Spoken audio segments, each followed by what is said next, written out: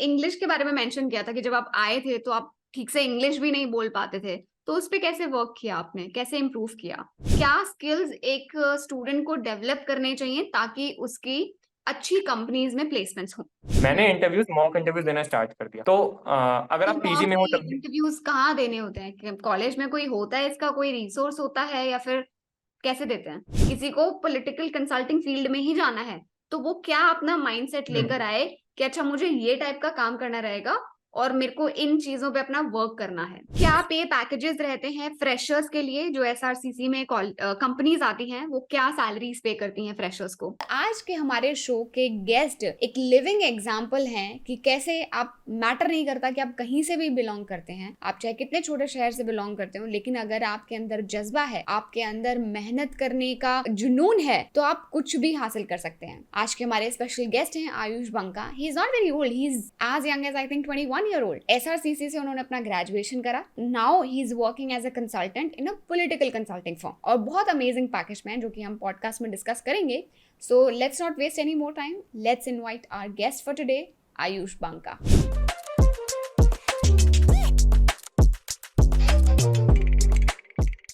Welcome to the show, Ayush. How are you doing today? So yeah, thank you Pooja for having me. I'm doing great and lovely to have you.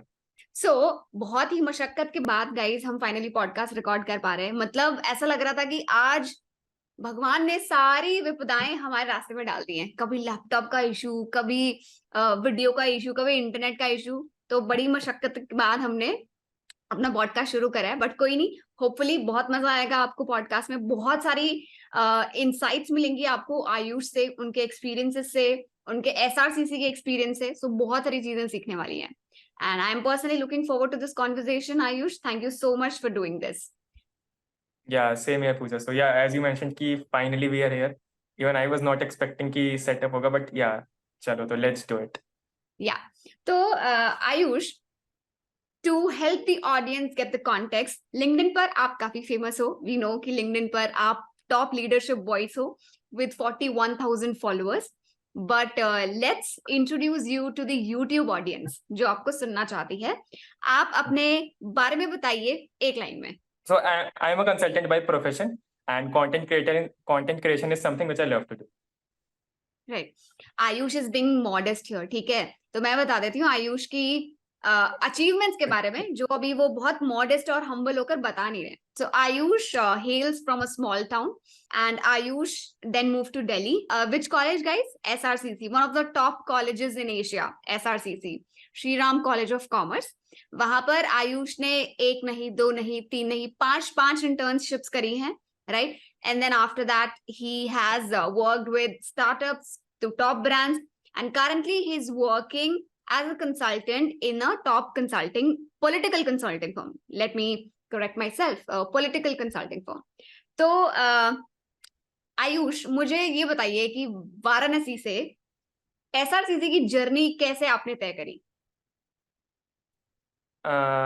मतलब अगर मैं अपनी journey के बारे में सोचूं तो सबसे पहले जो मुझे याद आता है कि जब मैं 11th क्लास में गया था, तो जो पहला महीना था मेरे 11th क्लास का, तो स्कूल से आते ही 2:30 बजे मैं 2:45 ट्यूशन के लिए निकल जाता था। And it's my tuition class was somewhere around 5 kilometre away from my home. So कई बार मुझे बस नहीं मिलती थी, तो वो मई का महीना 3 बजे दोपहर के 5 किलोमीटर ऐसे चल के जाना, फिर वहां ट्यूशन में पहुंच के इवन सबका मुझे ऐसे देखना, सर का ही बोलना कि कितनी मेहनत करते हैं बंका जी। तो उस समय चलो रियलाइज नहीं होता था कि ठीक है, मुझे लगता था कि सब मजाक उड़ा रहे हैं। बट 13 जुलाई 2020 को जब 12th का रिजल्ट आया, जब 12 बजे मेरी साइट क्रैश हुई और जब मेरा दिल 72 की जगह 144 बीट से धड़क रहा था, और जब सर का कॉल आया, तो उस कॉल को उठाने के बाद जो पहली आवाज मैंने सुनी, कॉन्ग्रेचुलेशन, इतने मार्क्स आए हैं, तो मुझे सच में यकीन नहीं हुआ। मेरे मतलब पूरा फ्लैशबैक एक साथ आ गया। Within a second I got the whole flashback of my 2 year journey in my 11th class and 12th। तो सर ने बोला यू गॉट 98.5। मैंने बोला सर प्लीज सच बता दो, मजाक मत करो। तो सर ने बोला yes you got it Ayush, congratulation. तो उस दिन ये रियलाइज हुआ कि यार उस दिन जो तुझे इतना हार्ड वर्क लग रहा था, जो तुझे लग रहा था कि तू टाइम वेस्ट कर रहा है, क्या पता तू 15 मिनट ट्यूशन में लेट पहुंच जाता ना, बस का वेट कर लेता, लेकिन नहीं, वो जिद थी कि 2 मिनट भी लेट नहीं होना है, you have to be there exact at 3:15 no matter what.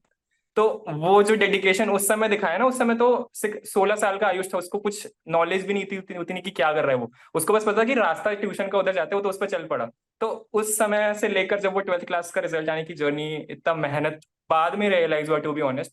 उस समय ऑन द स्पॉट इतनी ज्यादा रियलाइजेशन हिट नहीं की थी, क्योंकि वो बोलते हैं ना, जब प्रोसेस में होते हो तो आपको रियलाइज नहीं होता है व्हाट यू आर डूइंग। जब एक बार आप डेस्टिनेशन पे पहुंचते हो, या फिर जब एक बार आउटपुट आ जाता है, देन यू रियलाइज कि यार आपने एक्चुअली में किया क्या है। So that made me here, to be honest, so that made me to SR. और वो 2 साल की आई थिंक मेहनत जो थी, वो ही मुझे एसआरसीसी तक लेके गए। I am really grateful to all the tuition teachers, to my class teachers and every one around, especially my parents as well, my elder brother, जिन्होंने बहुत सपोर्ट किया। And because of all of them and because of all of their wishes, to be honest, I went to SRCC and yeah. Beautiful story. मतलब कि बस वो आपने सही बोला, जुनून होता है तो 5 किलोमीटर क्या 10 किलोमीटर भी होता, 15 किलोमीटर भी होता, तो वो चले ही जाते हैं आप। वो बस एक वो जुनून होता है। Right. So you hello from Varanasi, right? Right. Beautiful place, मतलब जगह जगह पर घाट है। एंड आपका तो मतलब क्या है कि दिन में उठते ही दिन बन जाता होगा, इतनी सुंदर जगह या है वाराणसी, ऐसा बोला जाता है, राइट? बट दिल्ली आने के बाद एसआरसीसी में एडजस्ट होने के लिए आपको क्या क्या कुछ चैलेंजेस फेस होते हैं, या फिर मतलब स्मूथ रही थी जर्नी, दिक्कत नहीं हुई? I'm not exactly from Varanasi. I am from Renukoot. It's 2 hours away from Varanasi. तो मैं अच्छा। वाराणसी बोलता हूँ ताकि लोगों को समझ में आ समझ जाए। गए। रेणुकूट बोलूंगा तो no one will get it, right, what is हाँ। रेणुकूट। बट बनारस सबको समझ में आ जाता है। तो अच्छा। मैं वहां से आता हूँ, and I will tell you Renukoot का सिचुएशन। हाँ। तो we know the impact of East India company, right, in 1950s correct. या 1900s में। तो उनका माइंडसेट क्या था कि you have to work and you have to go and sleep, and next day again you have to come there and work, right. तो मेरे रेणुकूट में एग्जैक्टली लोगों का सेम माइंडसेट है। They are getting food, they are getting paid for 8 hours job, और आके then again sleep, then again repeat the same process next day. तो ये माइंडसेट मैंने अराउंड अपने जूनियर, जब मैं छोटा था, जब मैं 12th तक आया, 18 साल तक, मैंने ये माइंडसेट लोगों का देखा। वो मुझे ग्रोथ माइंडसेट कहीं भी किसी में भी नहीं दिखा। ठीक है। वो तो even I am very grateful to have a elder brother like this. उन्होंने मुझे लेजिट बोला कि तू बाहर जा, तू बाहर की दुनिया देख। मेरा भी माइंडसेट वैसे ही होता है, राइट, क्योंकि मैं जिन लोगों के बीच में रह रहा हूँ, और आप जिस एनवायरनमेंट में रहते हो, आपका माइंडसेट उसी तरीके का हो जाता है। तो मेरा भी उसी तरीके का धीरे धीरे शिफ्ट करा था। But my brother help me realizing कि नहीं, बहुत अच्छा पोटेंशियल, एक बार बाहर निकल के देखो। So I get out from there, मैं दिल्ली आया। टू बी ऑनेस्ट बहुत ज्यादा मुश्किल हुआ। आई वाज लेजिट, मतलब मुझे कुछ नहीं पता था इंटर्नशिप के बारे में, सोसाइटीज क्या होती हैं, क्यों हो रहा है ये सब, लोग क्यों एप्लीकेशन फॉर्म रिलीज कर रहे हैं। अरे अभी तो मैं कॉलेज में आया हूँ, अभी एप्लीकेशन का लिंक आ गया, in case you are interested in placement cell, application form fill कर दो। अरे I don't even know how to speak a fluent English. मैं ऐसे 2 लोगों के सामने बात भी नहीं कर सकता है ना। लेजिट बीइंग ऑफर्ड कि यार आप प्लेसमेंट सेल ज्वाइन कर लो। सो मैं पहला 1 महीना एकदम complete blank, facing 10 rejections one by one, मतलब कंप्लीट डिसहार्टनिंग हो गया था मैं उस समय। सो उसके बाद जब एक सोसाइटी में हुआ, तो धीरे धीरे आई गॉट रियलाइज कि ठीक है, कर सकते हैं, कर सकते हैं। उसके बाद फाइट मारी, 3 सोसाइटी में पहुंचे, ऐसे करते करते फिर आगे ऐसे अपनी जर्नी फॉरवर्ड की। कितनी सोसाइटीज का पार्ट थे वैसे आप कॉलेज टाइम में? So, in the beginning, I was part of 2. Then in second year, I joined one more. So I was part of 3 societies. But later in the second half of my second year, I was the part of only one only, Vidshala. So I was leading Vidshala as at the position of deputy coordinator in my second year. And ultimately in third year, I got the highest most position there. हम्म कुछ फायदा Yeah. होता है societies join करके? क्यों join करते हैं बच्चे? क्या एक्सपोजर मिलता है? हाँ, होता है। आई टेल यू, बहुत ज्यादा होता है, क्योंकि जब आप कॉर्पोरेट्स में आते हो, हम्म। वो जो हायरार्की देखते हो आपकी, आपको किसी अपने सीनियर लेवल के साथ काम करना है, फिर उसका भी एक सीनियर लेवल होता है, राइट। वो जो हायरार्की होती है और वो जो लेयरिंग्स होती है, उनके साथ आपको काम करने में बहुत मुश्किल आएगी if you did not get the exposure what society give to you. Okay. So आप अपने, जैसे आप स्कूल में रहते हो, आप डेली अपने फ्रेंड से मिल रहे हो जो कि सेम लेवल पे है, राइट, तो आपका माइंडसेट भी और सब चीज सेम होता है कि चलो वो भी सेम है, आप भी सेम हो। But when you get in to society, level change होता है। आप अपने सीनियर से बात करोगे, उसका कुछ और पर्सपेक्टिव आएगा। अपने बैचमेट से बात करोगे, उसका कुछ और पर्सपेक्टिव आएगा जो कि आपसे मिलता जुलता होगा, राइट। बट आप अपने सीनियर से बात करोगे, सुपर सीनियर से बात करोगे, तो जो पर्सपेक्टिव चेंज होता है, तो वो चेंज इन पर्सपेक्टिव की वजह से जो ग्रोथ होती है ना, वो बहुत इमेंस होती है। तो इसी वजह से, और कई बार बहुत सारे कॉन्फ्लिक्ट भी आते हैं, आपको लगता है कि ये क्यों, ये तो बकवास कर रहा है, राइट। कई बार आपको सामने वाले का पर्सपेक्टिव एकदम ब्लंट लगेगा, राइट, आपको कोई सेंस नहीं बनाएगा, but you have to accept it क्योंकि वो आपका सीनियर है। ये सारे डिफरेंसेस को फेस करना, कॉन्फ्लिक्ट को कैसे हैंडल करना है, कैसे अपने थॉट्स को क्लियरली कम्युनिकेट करना है सीनियर्स तक, तो ये सारी चीजें हैं जो आपको सोसाइटी सिखाती है, जो कि कॉर्पोरेट में not exactly but 70 to 80% pure यही शिफ्ट होता है। आपको बहुत ज्यादा हेल्प मिलती है to get in to the environment which corporates provide you. Hierarchy is one such aspect, इसके अलावा क्या मतलब आ, जितना जैसे मैंने स्टूडेंट्स के साथ इंटरेक्ट किया है, कम्युनिकेशन स्किल्स इंप्रूव होते हैं, पर कैसे? See the one of the major thing जो मुझे हेल्प किया था during my society tenure in my college, hmm. Meetings होती थी, ठीक है, regular weekly biweekly meetings होती थी, हर हफ्ते 2 से 3 मीटिंग्स होती थी, और वो मीटिंग 1 घंटा लंबी चलती थी। Okay, so you are getting an opportunity 3 hours a week to speak, right? They are not, मतलब वो ऐसा नहीं बोलते थे कि मीटिंग में सिर्फ ये बोलेगा, right? Meeting is a collective team meeting जिसमें आप अगर चाहो तो बोल सकते हो। So you are getting an opportunity of 3 hours a week जिसमें आप अपने थॉट्स को क्लियरली एक्सप्रेस कर सकते हो इन योर वेज, राइट? आपको किसी ने बताया नहीं है या फिर इंस्ट्रक्ट नहीं किया है कि आपको बोलना है। वो एक बहुत अच्छी अपॉर्चुनिटी जो मुझे लगती थी पर्सनली, क्योंकि बीइंग अ फर्स्ट ईयर आपको कोई नहीं बोलेगा कि आप आओ मेरे शो में बोलो, या फिर आपको कोई नहीं बोलेगा कि आके आप बोलो, राइट? बट वही एक अपॉर्चुनिटी है जहां 1 से 2 घंटा लंबा मीटिंग होती है, आप बोलोगे तो आप सामने ले एक तो आपकी बात सुनेंगे, और आप अपने खुद कॉन्फिडेंस आएगा कि आप 100 लोगों के सामने बोल सकते हो, ठीक है? हम्म। तो वो कॉन्फिडेंट आना बहुत बड़ी बात है। मुझे मुझे जहां तक लगता है, अगर आपके अंदर कॉन्फिडेंस है तो वो स्किल्स अपने आप एक टाइम के बाद आ जाती हैं। You have to be confident while speaking and not कि यार आप कौन से वर्ड्स या फिर क्या आप यूज कर रहे हो। So hmm. That's one thing. उसके अलावा जब आप सेकंड ईयर में सीनियर लेवल पे आते हो तो तब तो बहुत ज्यादा अपॉर्चुनिटीज आती हैं, आप जब मन तब मीटिंग शेड्यूल करके रख सकते हो। तो when I was the head in my second year, मुझे जब लगता था कि यार बात करने का मन है तो मैं शेड्यूल कर देता था, राइट? हम्म। सारे पावर सारी अथॉरिटी मेरे पास थी, तो I can call my junior any time, जो कि गलत है, बट स्टिल वो उनके फायदे के लिए भी है, वो मेरे फायदे के लिए भी है, मैं भी इंगेज कर रहा हूँ, उनसे इंटरैक्ट कर रहा हूँ, तो it helps me in my growth as well, और उनकी ग्रोथ तो हो ही रही। So these are some of the ways, and मैंने मीटिंग वाला पॉइंट इसलिए ही उठाया क्योंकि ये one of the easiest way, आपको किसी के पास जाना नहीं है अपनी स्किल्स को डेवलप कराने के लिए, you are getting an opportunity right at your doorstep. तो वो हम्म। बहुत एक अच्छी बात मुझे लगती है इस वे का। हम्म। चलो, सोसाइटीज तो एक पार्ट हो गया, बट कॉलेज में इवेंट्स वगैरह भी होते हैं, तो इन सब में पार्टिसिपेट या वॉलंटियर करना चाहिए या फिर वेस्ट ऑफ टाइम है? करना चाहिए, टू बी ऑनेस्ट करना चाहिए आपको। मतलब अगर आप फर्स्ट ईयर हो, आप वॉलेंटियर करोगे, आपको लगेगा यार ये मेरे को बस ये सामान यहाँ से वहां उठाने के लिए बोल रहा है, हम्म। उन 10 बच्चों को सीट पे बैठाने के लिए बोल रहा है, ये काम बोल रहा है। बट हम्म। आपको ये रियलाइज उस समय नहीं होगा कि अगर अभी आप वॉलेंटियर कर दोगे तो सेकंड ईयर में मे बी हो सकता है आपको लीड करने की अपॉर्चुनिटी मिल जाए। और जब आप लीड करोगे ना, आई टेल यू, मैंने एक इवेंट सिंगल हैंडेडली लीड किया था। मतलब मेरी टीम ने मेरा सपोर्ट नहीं किया था क्योंकि दे वर ऑफ द थॉट कि यार जो स्पीकर आ रहा है वो उतना ज्यादा इन्फ्लुएंशियल नहीं है, तो वील नॉट, मतलब so the event was on the topic कि कंटेंट क्रिएशन, और ये जो मेरा पर्सनल इंटरेस्ट है उस पे टॉपिक था, जो कि मुझे लगता है पर्सनल ब्रांडिंग कॉलेज स्टूडेंट्स के लिए बहुत ज्यादा इंपॉर्टेंट है, ठीक है? तो I schedule event in my college on the same topic, but my society cabinet members didn't accepted it. उनको लगा कि टॉपिक बहुत नॉर्मल है, कोई जरूरत नहीं है, क्योंकि उनको पर्सनल ब्रांडिंग की शायद उतनी इंपॉर्टेंट नहीं पती थी जितना मेरे को पता है, राइट? तो बट मेरा था कि नहीं यार इंपॉर्टेंट है, you guys are not realising अभी, but it is important. So they backed out, they said कि ओके चलो ठीक है, कराना है करा लो event, but it's completely on your hand, पूरी तुम्हारी रिस्पॉन्सिबिलिटी, अगर कुछ भी इशू आता है इन बिटवीन तो we are not responsible for it, only you are. एक प्रेशर भी बड़ा दिमाग में कि एसआरसीसी जैसे कॉलेज में इतना बड़ा ऑडिटोरियम है, वहां पे अकेले इवेंट कराना है, लेजिट 10 स्पीकर्स आ रहे थे एक ही दिन में, और वो इवेंट आउटसाइडर्स के लिए ओपन था, तो बाहर के स्टूडेंट्स भी आएंगे, कॉलेज के भी रहेंगे, और ऑडिटोरियम में है तो सेंटर में, तो पूरे सोसाइटी और मतलब पूरी इमेज मेरे हाथ में। सो उस समय मैंने कॉन्फिडेंटली मैंने बोला ठीक है, करना है तो करना है, you have to do it no matter what, ठीक है? और कोई चॉइस भी नहीं थी, मैंने आपको, the thing best thing is कि कोई चॉइस ही मत दो अपने आप को, करना है तो करना है, ठीक है? तो मैंने बोला करना है, तो सारी चीजें फिर सोचना चालू किया।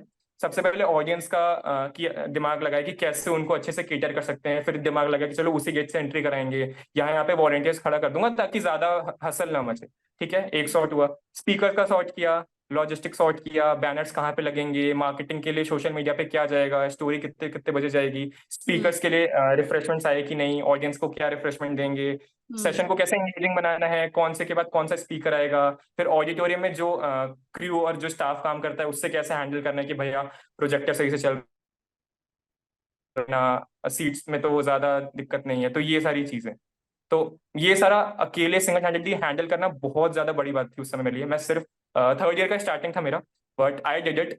फॉर्चुनेटली एक मेंबर ने लास्ट मोमेंट में मुझे सपोर्ट कर दिया था, तो लॉजिस्टिक्स में थोड़ी मेरी हेल्प हो गई थी, क्योंकि ऑब्वियसली यार मैं ऑडिटोरियम के अंदर हूँ, बाहर क्या चल रहा है, मैं दोनों जगह एक साथ नहीं हो सकता।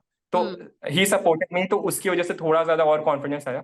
फिर उस इवेंट को सिंगल हैंडेडली पुल ऑफ किया, सारे स्पीकर्स बहुत खुश थे, ऑडियंस के टेक्स्ट है बाद में कि it was lovely being there. तो अच्छा लगा, बहुत अच्छा लगा। कि फिर रियलाइज, उस समय भी रियलाइजेशन हिट की कि यार जो फर्स्ट ईयर में तूने मेहनत की थी वो वॉलंटियर के लिए ऐसे बस खड़ा था, तू वहाँ सामान इधर से उधर कर रहा था, सीनियर्स की तू बात सुन रहा था, उसकी वजह से आज तेरे को ये करने का मौका मिला, जो कि बहुत बड़ी।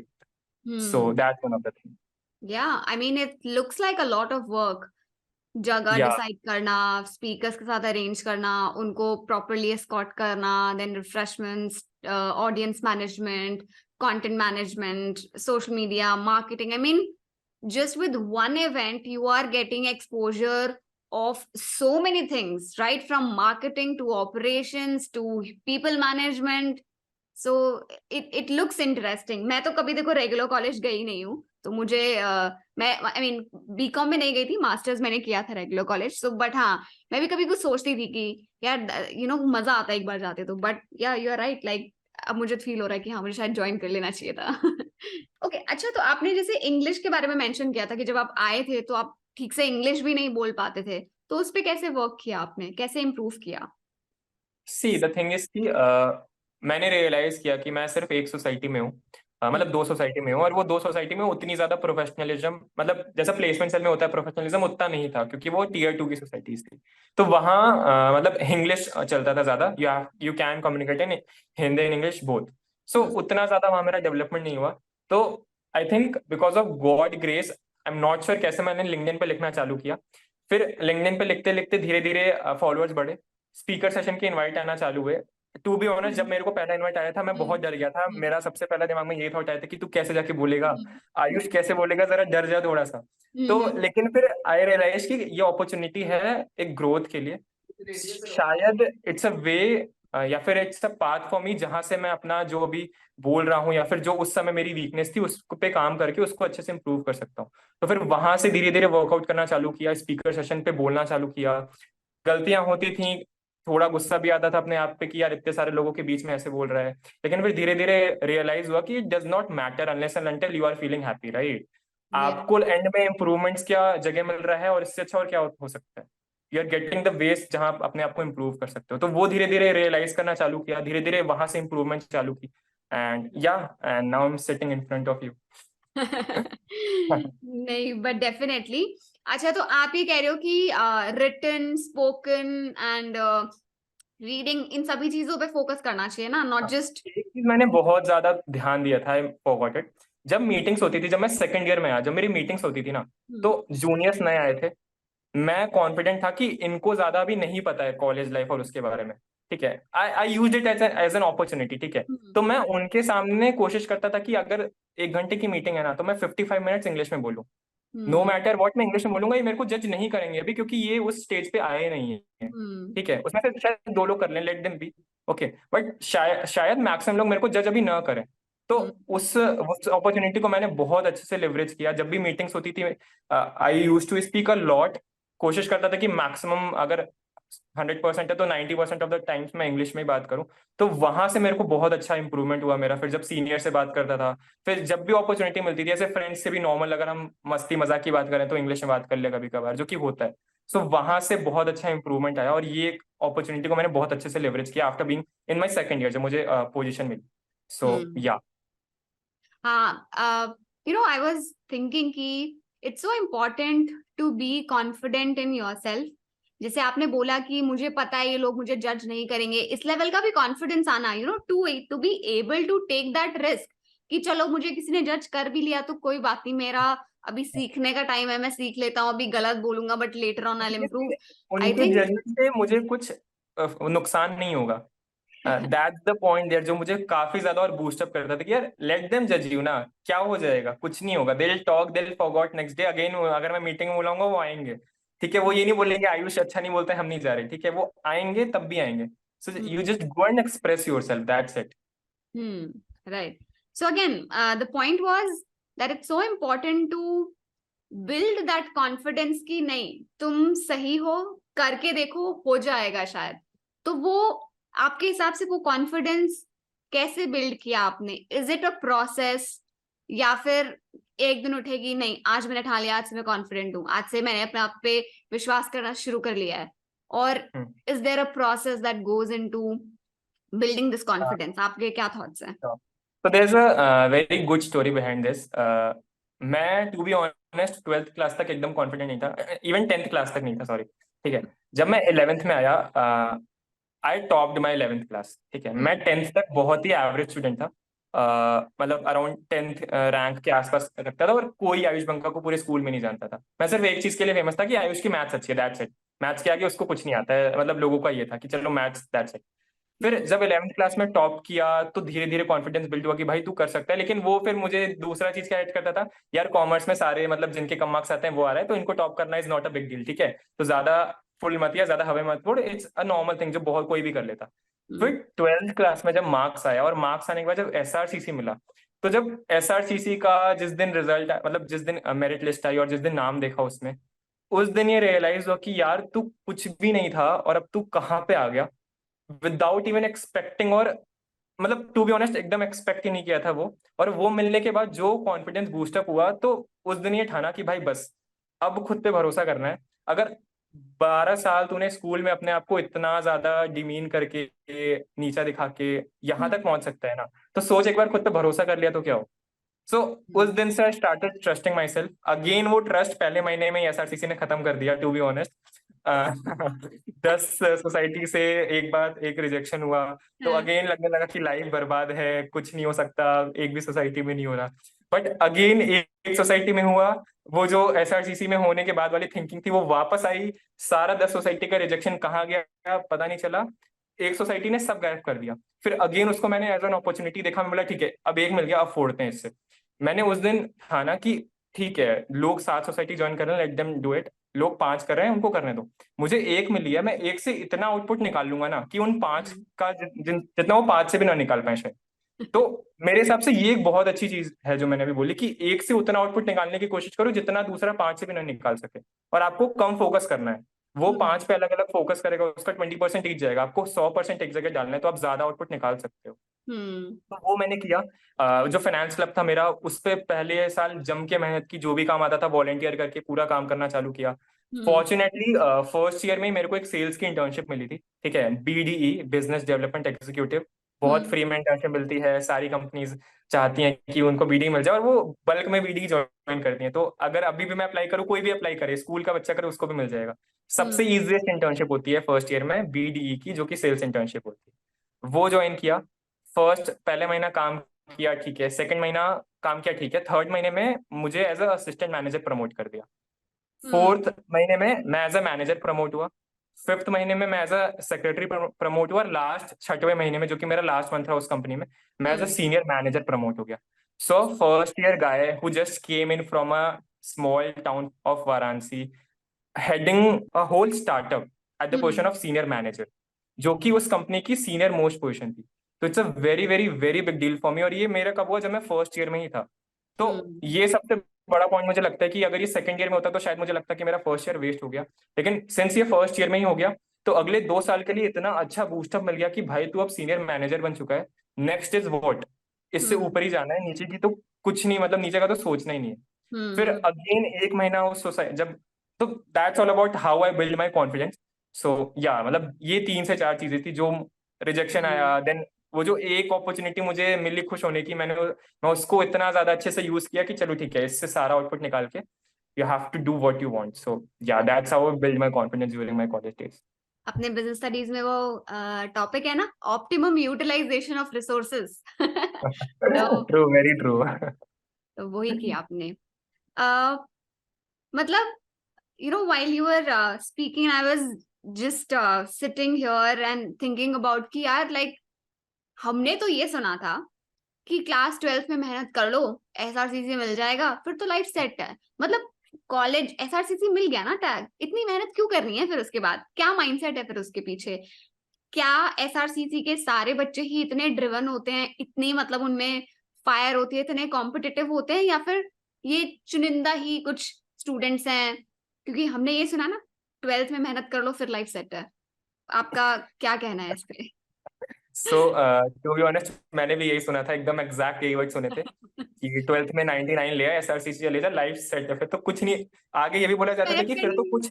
फिर तो कुछ नहीं सोचना है, मतलब सोचने में भी कमेंट किया जाता था कि कुछ नहीं सोचना है। जो कि अब मैं सोचता हूँ तो बहुत हंसी आती है, क्योंकि आज तक मैं सोच ही रहा हूँ कि मैं वो क्यों सोचता था। ये जो सोचना वर्ड है, ये बहुत बार यूज हो गया, राइट? हम्म, तो ये इस पर मैं कंप्लीटली एग्री करता हूँ what you said. Now I tell you कि जो आपने माइंडसेट की बात की कि क्या वो मतलब क्या है एसआरसीसी में। So I tell you, so SRCC में पूरे इंडिया का टॉप 0.1% क्राउड आता है, जो कि सबसे क्रीम लेयर होता है पूरे इंडिया का, ठीक है। अब जैसे मैं गया था, मुझे कोई नॉलेज नहीं थी कि क्या इंटर्नशिप क्या होती है, सोसाइटी क्या होती है। मेरे जैसे अराउंड 100 बच्चे और आए थे, ठीक है। बाकी जो 700 का बैच था, उनको पता था, उनको पहले से थोड़ा आइडिया था, पूरा नहीं था, लेकिन they have that small idea कि होता क्या है ये चीज। सो उनके बीच में रहना, उनके बीच में पहला 6 महीने स्पेंड करना, और the best thing, you know what, online था कॉलेज, स्टिल मेरे को ऐसी रोज फीलिंग आती थी कि यार तू बहुत ज्यादा ब्रिलियंट माइंड्स के बीच में। ऑफलाइन हो, मैं उस समय सोचता था कि आयुष अगर ऑफलाइन कॉलेज होता तो सोच तेरा क्या होता। सो मैं उस समय अपने आप को ग्रेटफुल मानता था कि शायद ये कोविड मेरे लिए एक वो बोलते हैं ना, blessing, ब्लेसिंग एंड डिसगाइज बन के blessing आया है। है। भाई तू ऑनलाइन रह के एक बार एक्सपीरियंस कर ले। ऑनलाइन में जब मेरा ये हाल हो गया, तो मैं सोच रहा था कि ऑफलाइन में क्या होता। तो इतना ज्यादा कॉम्पिटिटिव माइंडसेट, जो एनवायरमेंट है, मतलब 400 बच्चे इतने ज्यादा ड्रिवन है। वो बोलते हैं ना कि अगर आप 10 लोगों के बीच में खड़े हो जिसमें से 9 दौड़ रहे हैं, तो आपको दौड़ना ही पड़ेगा। हम्म, आप उन 9 को दौड़ता हुआ देख ही नहीं पाओगे। ये ह्यूमन टेंडेंसी है कि अगर पूरी जनता कोई काम करे तो आप ट्राई तो करोगे, शायद आप छोड़ दो बीच में, लेकिन आपको ट्राई करने का मन तो पक्का करेगा कि यार करके देखते हैं क्या होता है, इतने सारे लोग कर रहे हैं, कुछ तो फायदा हो रहा है। तो वो जो माइंडसेट देखा ना, वो जो ग्रोथ माइंडसेट देखा कि, और इतना कंपटीशन देखा कि यार सब एक दूसरे से compete कर रहे हैं, कोई इंटर्नशिप के लिए कर रहा है, कोई सोसाइटी की पीओआर के लिए कर रहा है, कोई हम्म, केस कॉम जीत रहा है अहमदाबाद का, कोई आई एम बैंगलोर के केस कंपटीशन में जा रहा है ऑफलाइन, कोई हम्म, अपना लिंक्डइन प्रोफाइल बिल्ड कर रहा है, जो कि सीनियर्स कर रहे थे, मेरा कोई ज्यादा बैचमेट्स नहीं कर रहा था। और मतलब कोई अपना स्टार्टअप कर रहा है, जो कि एक हम्म, नया फैक्टर ऐड किया इसमें। तो हम्म, लोग इतनी सारी चीजें कर रहे हैं, तो इतनी सारी मतलब चीजें हैं करने के लिए। और अलग अलग डोमेन्स में कंपटीशन हो रहा है, सोसाइटी, प्लेसमेंट, इंटर्नशिप, स्टार्टअप्स, और बहुत सारी ऐसी चीजें। तो देखा भाई इतना कंपटीशन, मुझे तो कुछ नहीं पता है इन सब के बारे में। तो एक से स्टार्ट किया मैंने, बोला ठीक है अभी जीरो पे 1 से स्टार्ट करते हैं। सबसे इजी वे है जाने का सोसाइटी, जो कि सामने आ रही है कि एप्लीकेशन करो। सोसाइटी हम्म, में एंटर किया, ठीक है। सोसाइटी में पहला 6 महीना एकदम शिद्दत से काम किया, और कुछ देखा ही नहीं उसके अगल बगल। हम्म, ठीक है, 6 महीना बीता। फिर जब 6 महीना ऑन द वे था, प्रोसेस था, तो मुझे रियलाइज हुआ कि आयुष तू सिर्फ एक चीज कर रहा है, जो कि सोसाइटी है, और दूसरा पढ़ाई। ऑब्वियसली हम पढ़ाई को बहुत निग्लेक्ट करते हैं, जो कि मुझे ऐड कर देना चाहिए। तो पढ़ाई जो कि गिवन है, ठीक है, उसके अलावा मैं सिर्फ एक चीज कर रहा था, जो कि सोसाइटी है। फिर मैंने रियलाइज किया इन माई 5th and 6th of month कि लोग स्टार्टअप भी चालू कर दिए हैं अपना, लोगों ने इंटर्नशिप भी करना चालू कर दी, और लोग ऑलरेडी एक इंटर्नशिप कर चुके हैं। तो हम्म, रियलाइज हुआ कि यार चलो ठीक है, अब दूसरी चीज पे थोड़ा ट्राई करना चालू करते हैं। हम्म, तो देन इंटर्नशिप के लिए अप्लाई करना चालू किया। फिर हम्म, 7th मंथ जो था कॉलेज में, वहां फॉर्चुनेटली जो मैंने बोला बीडी की मुझे इंटर्नशिप मिल गई। Then hmm, first year end हुआ। तो अब मैंने रियलाइज किया कि आयुष तूने इंटर्नशिप भी कर ली है, तूने सोसाइटी हम्म, भी ज्वाइन कर लिया है। हम्म, शायद तू केस कॉम में लैग कर रहा है, क्योंकि और लोगों ने केस कॉम बहुत पहले से कर चुका है। तो हम्म, वो औरों को देख के, वो जो उनका ग्रोथ माइंडसेट देख के, वो मेरे में शिफ्ट आना धीरे धीरे चालू हुआ, जो कि पॉजिटिव शिफ्ट था। इट्स नॉट समथिंग लाइक कि मुझे नेगेटिवली हार्म कर रहा था, राइट? हम्म, ये पॉजिटिव चेंज आना आना चालू हुआ। फिर एक टाइम ऐसा आया, मुझे खुद से सारी चीजें रियलाइज होने लगी कि मैं कहाँ कहाँ मिस आउट कर रहा हूँ, और हम्म, सारी चीजें फिर खुद से करना स्टार्ट कर दिया, इंस्टेड ऑफ सीइंग अदर, जो कि मैं पहले कर रहा था। पहले मैं लोगों को देख रहा था, उनसे ड्रिवन हो रहा था, फिर अपना काम पे आ रहा था। अब मैं खुद ही अपने आप को ड्राइव कर रहा था कि यार पहले 1.5 साल तूने लोगों को देख लिया, रियलाइज कर लिया कि तू कहाँ कहाँ लैग कर रहा है और कहाँ कहाँ लैग कर सकता है। हम्म, वो सारी रियलाइजेशन के बाद सेकेंड ईयर ऑनवर्ड्स खुद से ढूंढना चालू किया, क्या क्या अपॉर्चुनिटीज हैं, खुद से ढूंढ के निकाला। यही एक तरीका है जहां से, मतलब जिससे मैं लिंक्डइन पे पहुंचा, वहां पे लोगों को देखा, अच्छा ये भी एक कुछ होता है, अच्छा चलो ट्राई करते हैं क्या जा रहा है, ट्राई करने में क्या जा रहा है। ट्राई करना स्टार्ट किया, स्टार्टिंग में बहुत डिमोटिवेशन हुआ, वहां पे वर्कआउट किया। इंटर्नशिप, मुझे लगता था कि छोटे गांव के बच्चे बड़े कंपनी में इंटर्नशिप नहीं कर सकते। मेरी हम्म, सच में ये थॉट थी कि जिनको मैं देख रहा था ब्रांडेड इंटर्नशिप करते हुए, वो बहुत अच्छी अच्छी सिटीज से आए थे। कोलकाता से आया था कोई, डीपीएस से आया था कोई, चेन्नई से आया था। तो अच्छी सिटी है, अच्छा कॉलेज है, तो ऑब्वियसली उनको एडवांटेज थोड़ा रहता है, राइट? हम्म, मुझे ऐसा लगता था कि नहीं हो सकता। बट यही थिंकिंग के साथ मतलब अप्लाई करते रहा मैं। फॉर्चुनेटली एक दिन पेटीएम में हुआ तो ये थिंकिंग भी गायब हो गई एकदम कि चलो ठीक है हो सकता है, अब पेटीएम मिला है, नेक्स्ट इससे और बड़ा जान। तो ये जो माइंडसेट है ना, इतना ज्यादा कॉम्पिटिटिव और उस एनवायरमेंट में रहना, तो जब मैंने बताया कि आप अगर 10 लोगों के बीच में खड़े हो, 9 दौड़ रहे हैं, तो आप दौड़ने लगोगे। तो आई थिंक स्टार्टिंग में मैं उन 9 को देख के दौड़ने लगा, फिर शायद 1.5 साल बाद जाके उन 9 में से 5 रुक गए, 4 अभी भी दौड़ रहे थे, लेकिन मैं भी उनके साथ कंटिन्यू किया। मैं उन 5 को नहीं देखा, राइट, क्योंकि मैं अब और किसी को देख ही नहीं रहा था। अब मैं सिर्फ अपने आप को देख रहा था कि तेरे को आगे जाना है। और लोग इसको रैट रेस का नाम देते हैं, आई नो बहुत ज्यादा रैट रेस को गलत बोला जाता है, बट फॉर मी अगर आपको कहीं पहुंचना है इन योर कॉलेज डेज तो रैट रेस में लगना पड़ेगा। अगर आप compete नहीं करोगे लोगों से, मतलब आई एम नॉट सेइंग कि वो जो कर रहे हैं अगर वो प्लेसमेंट के लिए जा रहे हैं तो आप भी प्लेसमेंट के लिए जाओ, कुछ और करो, लेकिन करो, प्लीज करो। लोग जो बोलते हैं ना कि रैट रेस मत पढ़ो, वो ऑलरेडी बहुत अच्छा कुछ बिल्ड कर चुके होते हैं, या फिर वो पहले से फॉर्चुनेट इनफ होते हैं, तो इसलिए वो बोल रहे हैं। करेक्ट। ठीक है, यू हैव टू बी ना रैट रेस। अगर आप वो नहीं कर रहे हो जो दूसरा कर रहे हैं तो कुछ और अपने से करो, बट करो। ये मत बोल के बैठ जाओ कि यार मेरे को रैट रेस में नहीं पढ़ना है, मैं कुछ नहीं कर रहा। तो ये थोड़ा मतलब बीच में आया था, so that's rat one of the race thing. से चेकआउट करने के लिए भी आपको एटलीस्ट गेम के रूल्स तो पता होना चाहिए ना। मतलब अगर या तो आपकी बस की ही नहीं है तो आप चेकआउट कर रहे हो, तो फिर तो आपकी बस की नहीं है ना। आप ये मत बोलो ना कि मुझे अपना फिलोसफिकल एंगल मत डालो कि मुझे रैट ट्रू, रेस में वेरी नहीं ट्रू। पढ़ना है। मतलब तो यू आर पहले एस्केपिंग प्रूव फ्रॉम करके इट। दिखाओ कि मैं रैट रेस किया, मैं टॉप पे था, फिर मैंने चेकआउट किया जब मुझे मीनिंग नहीं फाइंड मिला मुझे वहां पे। हाँ, ट्रू, वेरी ट्रू। मतलब एस्केप करने को आप दूसरे रीजन से सॉलिडिफाई मत करो, और दूसरे को आप मतलब गलत इंपैक्ट उससे मत क्रिएट करो, जो कि बहुत गलत है। मतलब आप खुद तो इन्फ्लुएंस हुए गलत थॉट से, आप दूसरों को भी कर रहे हो, तो हम्म। वो एक गलत चीज है। बट स्टिल चलो लोग मतलब एसआरसीसी जैसे कॉलेज में तो इसको लोग रियलाइज कर चुके हैं कि अगर कुछ करना, मतलब अगर कहीं पहुंचना है तो लगना पड़ेगा इसमें, और हम्म। एल्स बहुत मुश्किल होगी आगे। सो हम्म। या दैट, मतलब बहुत ज्यादा बोल लिया मैंने, सो yeah that's one of the thing. नहीं नहीं, एंजॉइंग दिस। मार्क्स जैसे आपने बोला कि स्टडीज थोड़ा निग्लेक्ट हो जाती है कॉलेज में आके, ऐसा है क्या? हो, होती हैं, मतलब टू बी ऑनेस्ट बहुत ज्यादा होती हैं स्टार्टिंग में। बट जैसे हम्म। जैसे एग्जाम्स करीब आते हैं यू रियलाइज कि यार पढ़ाई भी इंपॉर्टेंट है। हम्म। सीनियर से बात करते हो तो पता चलता है कि प्लेसमेंट सीजन में जो कंपनीज आती हैं वो भी बोलती हैं कि 8 मिनिमम होना चाहिए, यू हैव टू बी अच्छा। At more than 8 CGPA. मतलब कोई 8 बोलता है, कोई 7.5 बोलता है, तो पढ़ाई तो करनी पड़ेगी eight the end of the day, right. So exam से मतलब जो मैंने पर्सनली किया, मैं 1 महीना पहले पढ़ना स्टार्ट करता था, क्योंकि पहले 2 सेमेस्टर मैंने स्टार्टिंग से पढ़ाई की थी। आई हम्म। एम नॉट श्योर क्यों की थी, ऑनलाइन था सब, ऐसे ही लास्ट में आंसर लास्ट डे कर रहे थे, बट मैं कर रहा था क्योंकि वही माइंडसेट था ना कि स्टार्टिंग से 12th से बच्चा है पढ़ाई करने वाला, हम्म। पढ़ेगा अभी भी। तो फर्स्ट ईयर उसमें गया। हम्म। सेकंड ईयर में रियलाइज किया कि यार 1 महीने में कोर्स हो सकता है, तो पहला 5 महीना क्यों ना उस टाइम को कहीं और यूज किया जाए। हम्म। मतलब वेस्ट नहीं करना है, आप पढ़ाई नहीं कर रहे हो तो आप कुछ और करो। तो उस टाइम को कहीं और लगाना चालू किया। I know correct. पूरा 5 महीना नहीं लगा होगा, शायद 3 ही महीने लगा होगा, 2 महीना मैंने भी वेस्ट किया होगा, बट वो 3 महीने लगा। ठीक है, और उसका मैं बहुत ग्रेटफुल हूँ कि मुझे उस समय रियलाइज हो गया कि यार इस टाइम को कहीं और यूज किया जा सकता है। शायद मैंने उस समय कोई इंटर्नशिप की होगी जो कि मैंने की, फिर बाकी के टाइम पे शायद मैंने लिंक्डइन का कंटेंट लिखा होगा जो कि मैंने लिखा। सो ये सारी चीजें उस समय रियलाइज की। लेकिन वही जो आखिरी का 1 महीना था उसमें आपको फुल फ्लेज्ड अच्छे से पढ़ना पड़ेगा। हम्म। 50% या 60% सिलेबस करने से 8 सीजीपीए नहीं बनने वाली, आपको मोर देन 90% कवर करना ही पड़ेगा। मैं 100% नहीं बोल रहा, 10% छोड़ सकते हो। बहुत सारे ऐसे चैप्टर्स होते हैं जो बहुत बार पढ़ने के बाद भी समझ में नहीं आते हैं, कोई बात हम्म। नहीं, उनको छोड़ दो आप, ठीक है। हम्म। 90 to 95% सिलेबस कवर करके ही एग्जाम में जाओ, ताकि आप सारे एस्पेक्ट में सॉर्टेड रहो। ये ना हो कि आप इंटर्नशिप के चक्कर में पढ़ाई छोड़ रहे हो या पढ़ाई के चक्कर में इंटर्नशिप छोड़ रहे हो। वो हम्म। जो बैलेंस होता है ना, वो बहुत ज्यादा इंपॉर्टेंट है when you are in college. So hmm. वो मेंटेन करना is one of the, I mean I would say skill है जो कि आपके अंदर बहुत जल्दी आ जानी चाहिए। हम्म। जितनी लेट आएगी उतना नुकसान है, और आपको उतना ज्यादा उसको कवर अप करने में टाइम लगेगा। मतलब सोसाइटी, इंटर्नशिप, कॉलेज की पढ़ाई, लिंक्डइन, इतनी सारी चीजें आप यहाँ पर मैनेज कर रहे थे, राइट? हाँ, आई टेल तो यू माई डे का शेड्यूल। सो 8:30 में कॉलेज जाता था, अराउंड 11:30-12 बजे तक क्लासेस होती थी। मतलब क्लासेस 4 बजे तक होती थी, बीच में 2-3 घंटे का जो भी ब्रेक होता था उसमें इंटर्नशिप का काम रैप अप करता था। पाँच हम्म। बजे क्लासेस खत्म होती थी। 5 से 6 कॉलेज में रैंडम स्टफ खेल लिया, दोस्तों से बात कर लिया, वो भी जरूरी है, ठीक है, वो करता था। 6 बजे पीजी जाने के बाद 2 घंटे फिर इंटर्नशिप का काम खत्म करता था जो भी है। हम्म। अराउंड 8:30 फ्री होता था। 9 से 11 2-3 घंटे सोसाइटी के काम के लिए दिया, अगले दिन क्या हो रहा है, उस दिन क्या हुआ और आगे क्या करना है। 12 बजे लिंक्डइन लिखना चालू किया, लिंक्डइन का कंटेंट लिखना चालू किया।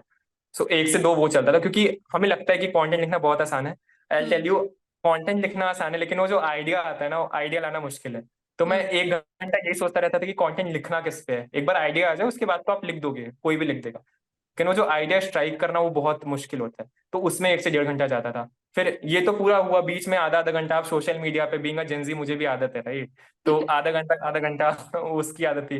तो ये करते करते 2 से 2.5 ऑन अ डेली बेसिस बच जाता था। सो कई बार साढ़े और आठ की सुबह क्लासेस, 8:30 बजे क्लास होती थी।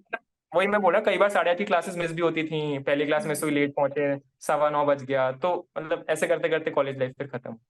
सो हम्म। या मतलब ये पूरा डे का शेड्यूल रहता था। मैं second year mostly, third year में तो आके जब प्लेसमेंट हो गई तो बहुत मस्ती की, बहुत फन किया। राइट। ओके, मुझे इंटर्नशिप्स के बारे में लाइक ये सेक्शन पूरा डेडिकेट करना है। हम्म इंटर्नशिप्स करना है सब बोलते हैं, राइट? क्यों करना चाहिए? क्या क्या चीजें एक स्टूडेंट को जो अभी क्लास 12 से बस मतलब बच्चा ही है जिसने पहली बार बाहर की दुनिया देखी है, अदरवाइज वो अपने शेल में ही था, अपने स्कूल फ्रेंड्स के साथ ही था, अपने पेरेंट्स के प्रोटेक्टेड एंड प्रोटेक्टिव एनवायरनमेंट में था। तो इंटर्नशिप से क्या फायदा होता है, क्या क्या सीखने को चीजें मिलती हैं, और क्यों ही करनी चाहिए, मतलब जरूरी भी क्यों ही है? क्या क्या लगता है आपको? तो अगर एकदम सिंपल टर्म्स में बात करें तो कोई भी नूब है या फिर कोई भी नया बच्चा अगर कॉलेज ज्वाइन किया है तो उसको ये तो पता है, इतना तो उसको सेंस है कि आगे जाके उसको नौकरी करनी है या बिजनेस करना है, ये तो उसको सॉर्टेड है एकदम, ठीक है। हम्म। अब उसके ऊपर है कि वो फर्स्ट ईयर या सेकंड ईयर में खुद का कुछ स्टार्टअप ट्राई करना चाहता है या हम्म। फिर कॉर्पोरेट एक्सपोजर लेना चाहता है, लेट से वो दोनों करना चाहता है। तो जैसे बेस्ट ऑप्शन ये है कि स्टार्टअप करने में शायद थोड़ा टाइम लग सकता है, तो आप इंटर्नशिप ज्वाइन करते हो, आपको वहां से ये रियलाइज होता है कि आप नौकरी कर सकते हो या नहीं। ठीक है, आपने पहले इंटर्नशिप की, आपको रियलाइज हुआ कि आप अच्छा कर रहे हो, आपने एक और इंटर्नशिप की, आपको रियलाइज हुआ कि आप और अच्छा कर रहे हो, तो आपको ये रियलाइज होता है आफ्टर 2-3 इंटर्नशिप कि यार आप नौकरी कर सकते हो और अच्छी कर सकते हो, आप अच्छे प्रोफाइल पे अच्छी कंपनी में जा सकते हो। ठीक है, ये एक चीज है। मान लो पहली इंटर्नशिप के बाद ही रियलाइज हो कि यार नहीं, मजा नहीं आया, मैं दूसरों के लिए काम नहीं कर सकता, तो then you can go for startup. तो आपको यहाँ एक इंटर्नशिप करने से ये क्लियर हो जाता है कि आप नौकरी करना चाहते हो या बिजनेस करना चाहते हो, जो कि बहुत मेन फैक्टर है आपके आगे करियर में, जैसे आप मूव फॉरवर्ड करते हो। दूसरा एस्पेक्ट क्या आता है, अगर आप सॉर्टेड, चलो पहला क्लियर हो गया कि आपको नौकरी करनी है, ठीक है। अब कौन से प्रोफाइल में नौकरी करनी है ये भी इंपॉर्टेंट है।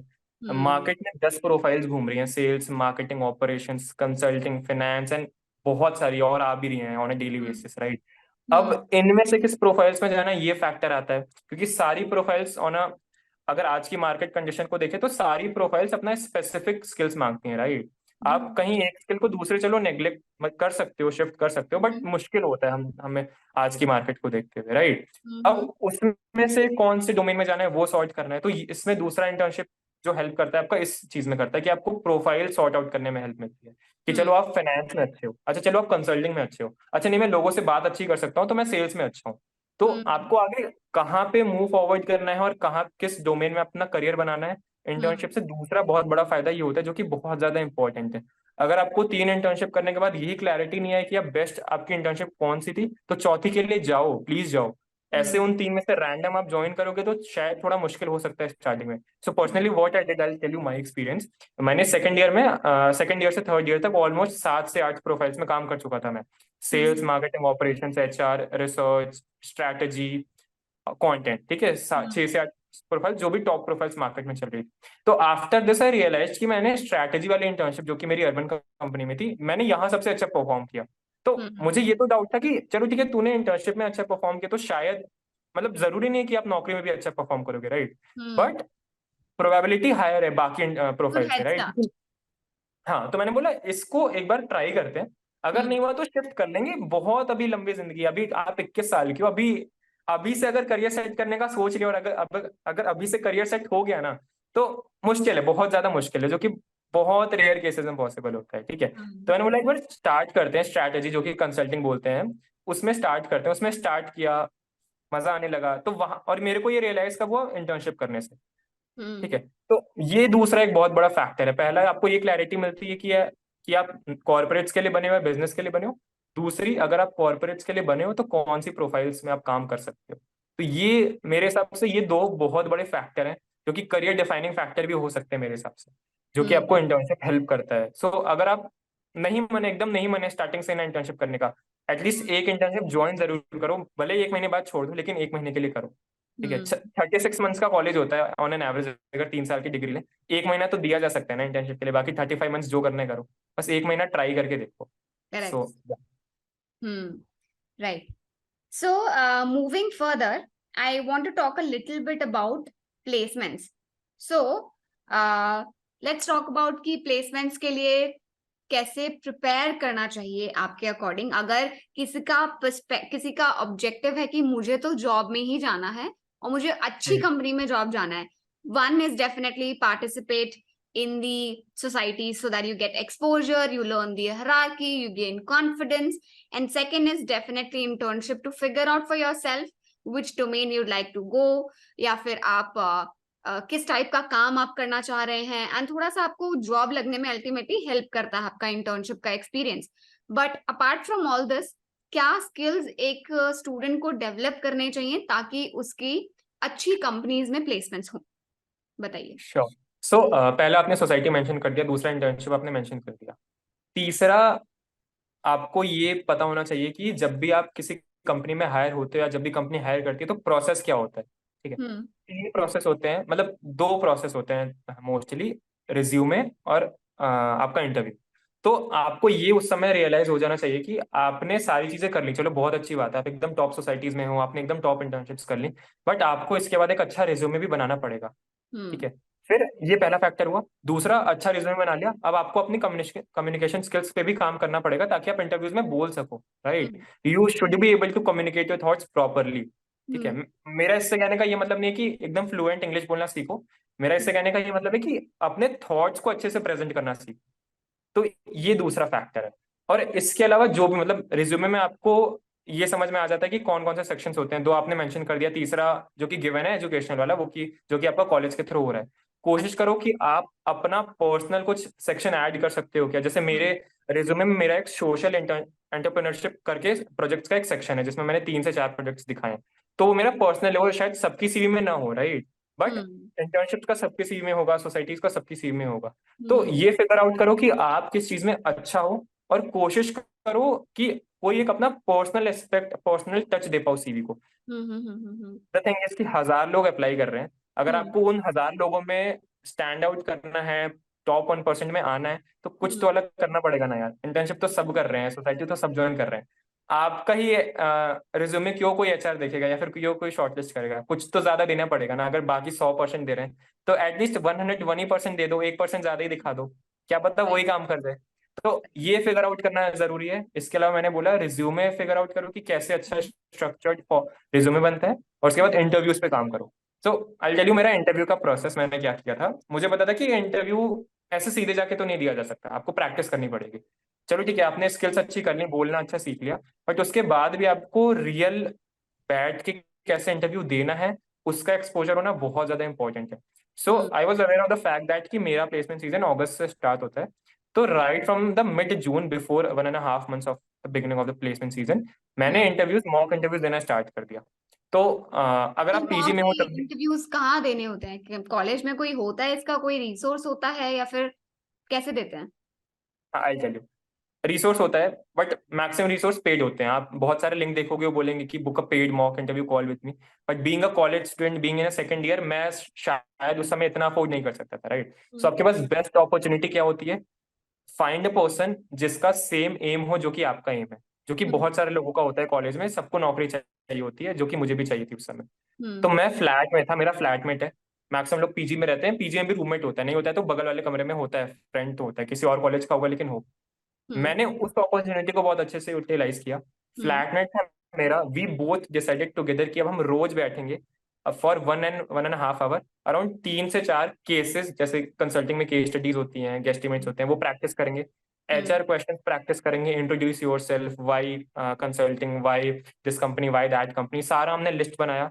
रोज ऑन अ डेली बेसिस, कभी कभार मिस होता था, ठीक है, मतलब अगर हफ्ते में 7 दिन है तो कई बार 5 ही दिन हो रहे थे, कई बार 6 दिन हो रहे थे, लेकिन वो हो रहे थे, वो हो रहा है. 5 दिन भी कंसिस्टेंट थे. ठीक है, हम्म तो इसको 1.5 महीने किया हमने. फिर जैसे जैसे जुलाई का धीरे धीरे एंड आना स्टार्ट हुआ तो हमें खुद ये रियलाइज होने लगा कि यार हम पहले से बहुत अच्छा बोल रहे हैं, बहुत अच्छा ज्यादा परफॉर्म कर रहे हैं जो हम जून के मिड में थे.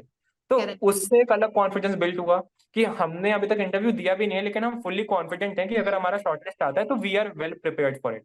तो हम्म उस 1.5 महीने के प्रोसेस से जो खुद इनिशिएट करके लिया, किसी ने नहीं बोला था, प्लेसमेंट सेल ने भी नहीं बोला था कि आपको करना है, मम्मी पापा का भी कॉल नहीं आया था कि बेटा इंटरव्यू की तैयारी कर दे, बड़े भैया ने भी नहीं ज्यादा बोला था, खुद से रियलाइज हुआ कि यार करना पड़ेगा।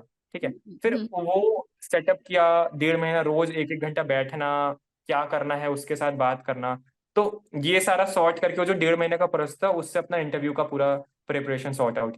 सो that's how I worked on my interview preparation. और रिज्यूमे तो चल रहा था, मतलब I used to edit my resume every on every alternate days.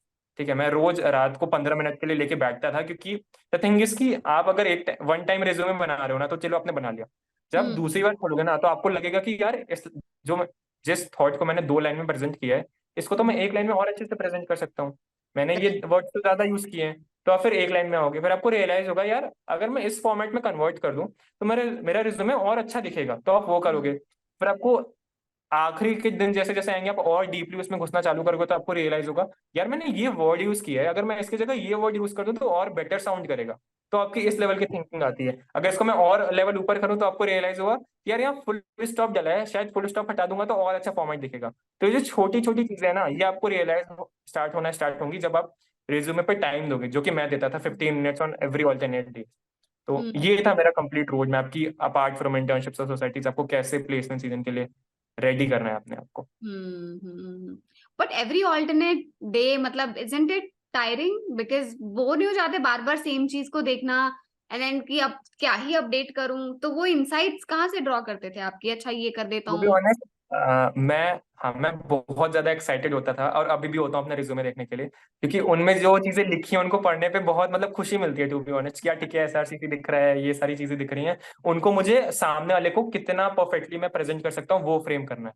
तो हम्म पर्सनली मुझे बहुत ज्यादा मजा आता था, मैं कभी बोर नहीं हुआ। टू बी ऑनेस्ट, अगर मुझे 10 घंटे भी अपने रिज्यूमे के साथ बैठा दिया जाए, तो मैं शायद बैठ जाऊं। तो ये था, और मतलब मुझे लगता है मैक्सिमम लोगों को शायद ये होगा, क्योंकि वो उनका खुद रिज्यूमे उनका दूसरा सेल्फ है, जो कि एक पेपर पे पूरा दिखा रहा है, उनको प्रेजेंट कर रहा है किसी और के सामने। अगर आप मुझे नहीं जानते हो, आप मेरा रिज्यूमे पढ़ के थोड़ा आइडिया ले लोगे कि अच्छा आयुष कौन है, आयुष ये हो सकता है, हम्म राइट। तो आपका वो वर्चुअल सेल्फ है, टू बी ऑनेस्ट। ठीक है, हम्म तो आपको वर्चुअली प्रेजेंट कर रहा है in front of the ones who don't know you personally. So hmm ये एस्पेक्ट उसमें ऐड करता है, जो कि मुझे करने में बहुत अच्छा लगता था। सो हम्म या that's one of the thing. Right. तो एसआरसीसी में से कितनी कंपनीज आती होंगी प्लेसमेंट के लिए? So on an average, we get somewhere around 100 to 120 companies every year. अच्छा, ओके। Yeah. और सिर्फ एसआरसीसी के टैग का कोई फायदा होता है कि मतलब 100% सबकी प्लेसमेंट हो जाती है, या फिर यहाँ पर भी कुछ ऐसे स्टूडेंट्स होते हैं जिनकी प्लेसमेंट नहीं होती हैं? I mean, there are people like, so our batch is of 800 total students, जिसमें हम्म से 600 sit for placements. This is an average, मतलब ये exact नहीं है, ये इसी के अराउंड रहता है, हर साल इसी के around. So on an average we have around 1000 students, अगर दोनों दो कोर्स हैं एसआरसीसी में, इको ऑनर्स और बीकॉम ऑनर्स, हम्म दोनों के स्टूडेंट्स को मिला दे तो we have somewhere around 1000 students in the complete SRCC. Hmm उसमें से अराउंड 80% लोग, 75 to 80% लोग प्लेसमेंट्स के लिए बैठते हैं, सो समवेयर अराउंड 750। ठीक है, ठीक है। उन हाँ 750 बैठते हैं, उसमें से अगर उसमें से भी छांटे तो अराउंड 80% अगेन डेडिकेटली प्रिपेयर करते हैं फॉर प्लेसमेंट्स। कुछ लोग अच्छा। होते हैं ना जो मतलब आए हैं, चलो प्लेसमेंट सेल बोल रहा है, भर देते हैं फॉर्म, किया जा रहा है, तो हम्म वो भी क्राउड होता है। तो अराउंड 650 to 600 बच्चे हैं जो डेडिकेशन के साथ पूरा प्रेप करते हैं। हम्म और to be honest, somewhere around 550 लोगों की प्लेसमेंट्स हो जाती है। सो अच्छा। लास्ट ईयर का तो आई रिमेम्बर एग्जैक्ट, मेरे time it was somewhere around 525। ठीक है, आउट हम्म ऑफ दो 600 to 650 स्टूडेंट्स। तो इतना मतलब अराउंड 90%, समवेयर अराउंड 90% रहता है hmm success rate of placements in SRCC. Hmm so yeah और आपको क्या लगता है जिन लोगों जो लोग रिजेक्ट होते हैं क्योंकि जो 10% नहीं हो रहे हैं, उनका क्या रीजन हो सकता है? उनका कुछ और मतलब उनका प्लेसमेंट सेकेंडरी गोल रहता है, उनका प्राइमरी या तो सीए रहेगा, या तो वो यूपीएससी की डेडिकेशन से तैयारी कर रहे होंगे, या तो उन लोगों में से कुछ लोगों ने बहुत अच्छा स्टार्टअप ऑलरेडी बना चुका होगा अपना, या तो एकदम फ्री माइंड होंगे, उनका मतलब लाइफ में जो हो जाए वो अच्छा है, तो वो अलाइन होगा, वो भी तो कुछ बच्चे रहते हैं। अच्छा, तो ये मतलब बहुत सारा रेयर है कि ऐसे स्टूडेंट्स देखने को मिलेंगे जो स्किल की कमी की वजह से रिजेक्ट हो गए होंगे, या फिर बहुत कम देखने को मिलेगा ऐसा राइट, एसआरसी? मतलब at the end will find everyone to get placed only, जिसने भी अच्छे से मेहनत की है। तो यू विल फाइंड एवरीवन, मतलब बीच में आपको लगेगा कि यार अभी इसकी प्लेसमेंट नहीं हुई, बट जब मई का एंड आता है, हमारी प्लेसमेंट्स अराउंड अप्रैल मिड तक चलती हैं, तो आप रियलाइज करोगे कि ऑलमोस्ट सबकी प्लेसमेंट लग चुकी है, कि सबकी स्टोरीज आती हैं इंस्टा पे, स्टोरीज आती हैं कॉन्ग्रेचुलेशन की, तो आप रियलाइज करो कि यार अच्छा इसका भी हो गया। फिर आप खुद भी ऐसे रैंडम, जैसे मैं सोचता था कि यार मेरे ऑलमोस्ट सारे दोस्तों की लग गई, और सबकी लग गई थी, जिसको मैं मतलब दूर दूर तक जानता हूँ उसकी भी लग चुकी है। तो उससे रियलाइज होता है कि यार आप किसी से एक बार हाय भी आपने बोला, उसकी भी प्लेसमेंट लग गई है, तो तब तो अच्छा ही लेवल गया है प्लेसमेंट का इस बार भी। हाँ, फिर राइट। हर साल रिकॉर्ड भी आता है एट द एंड, मतलब अराउंड जून में प्लेसमेंट सेल रिलीज करता है, आई थिंक अभी भी होगा। प्लेसमेंट TCSRCC के इंस्टा पेज है, उन्होंने रिलीज किया होगा, लास्ट ईयर 525 का था। इस साल आई एम नॉट श्योर क्या चल रहा है, क्योंकि अभी तो एक महीना हुआ है लास्ट ईयर का, दे रिलीज तो अराउंड 525 ओनली। और क्या पे पैकेजेस रहते हैं फ्रेशर्स के लिए? जो SRCC में कंपनीज आती हैं, वो क्या सैलरीज पे करती हैं फ्रेशर्स को?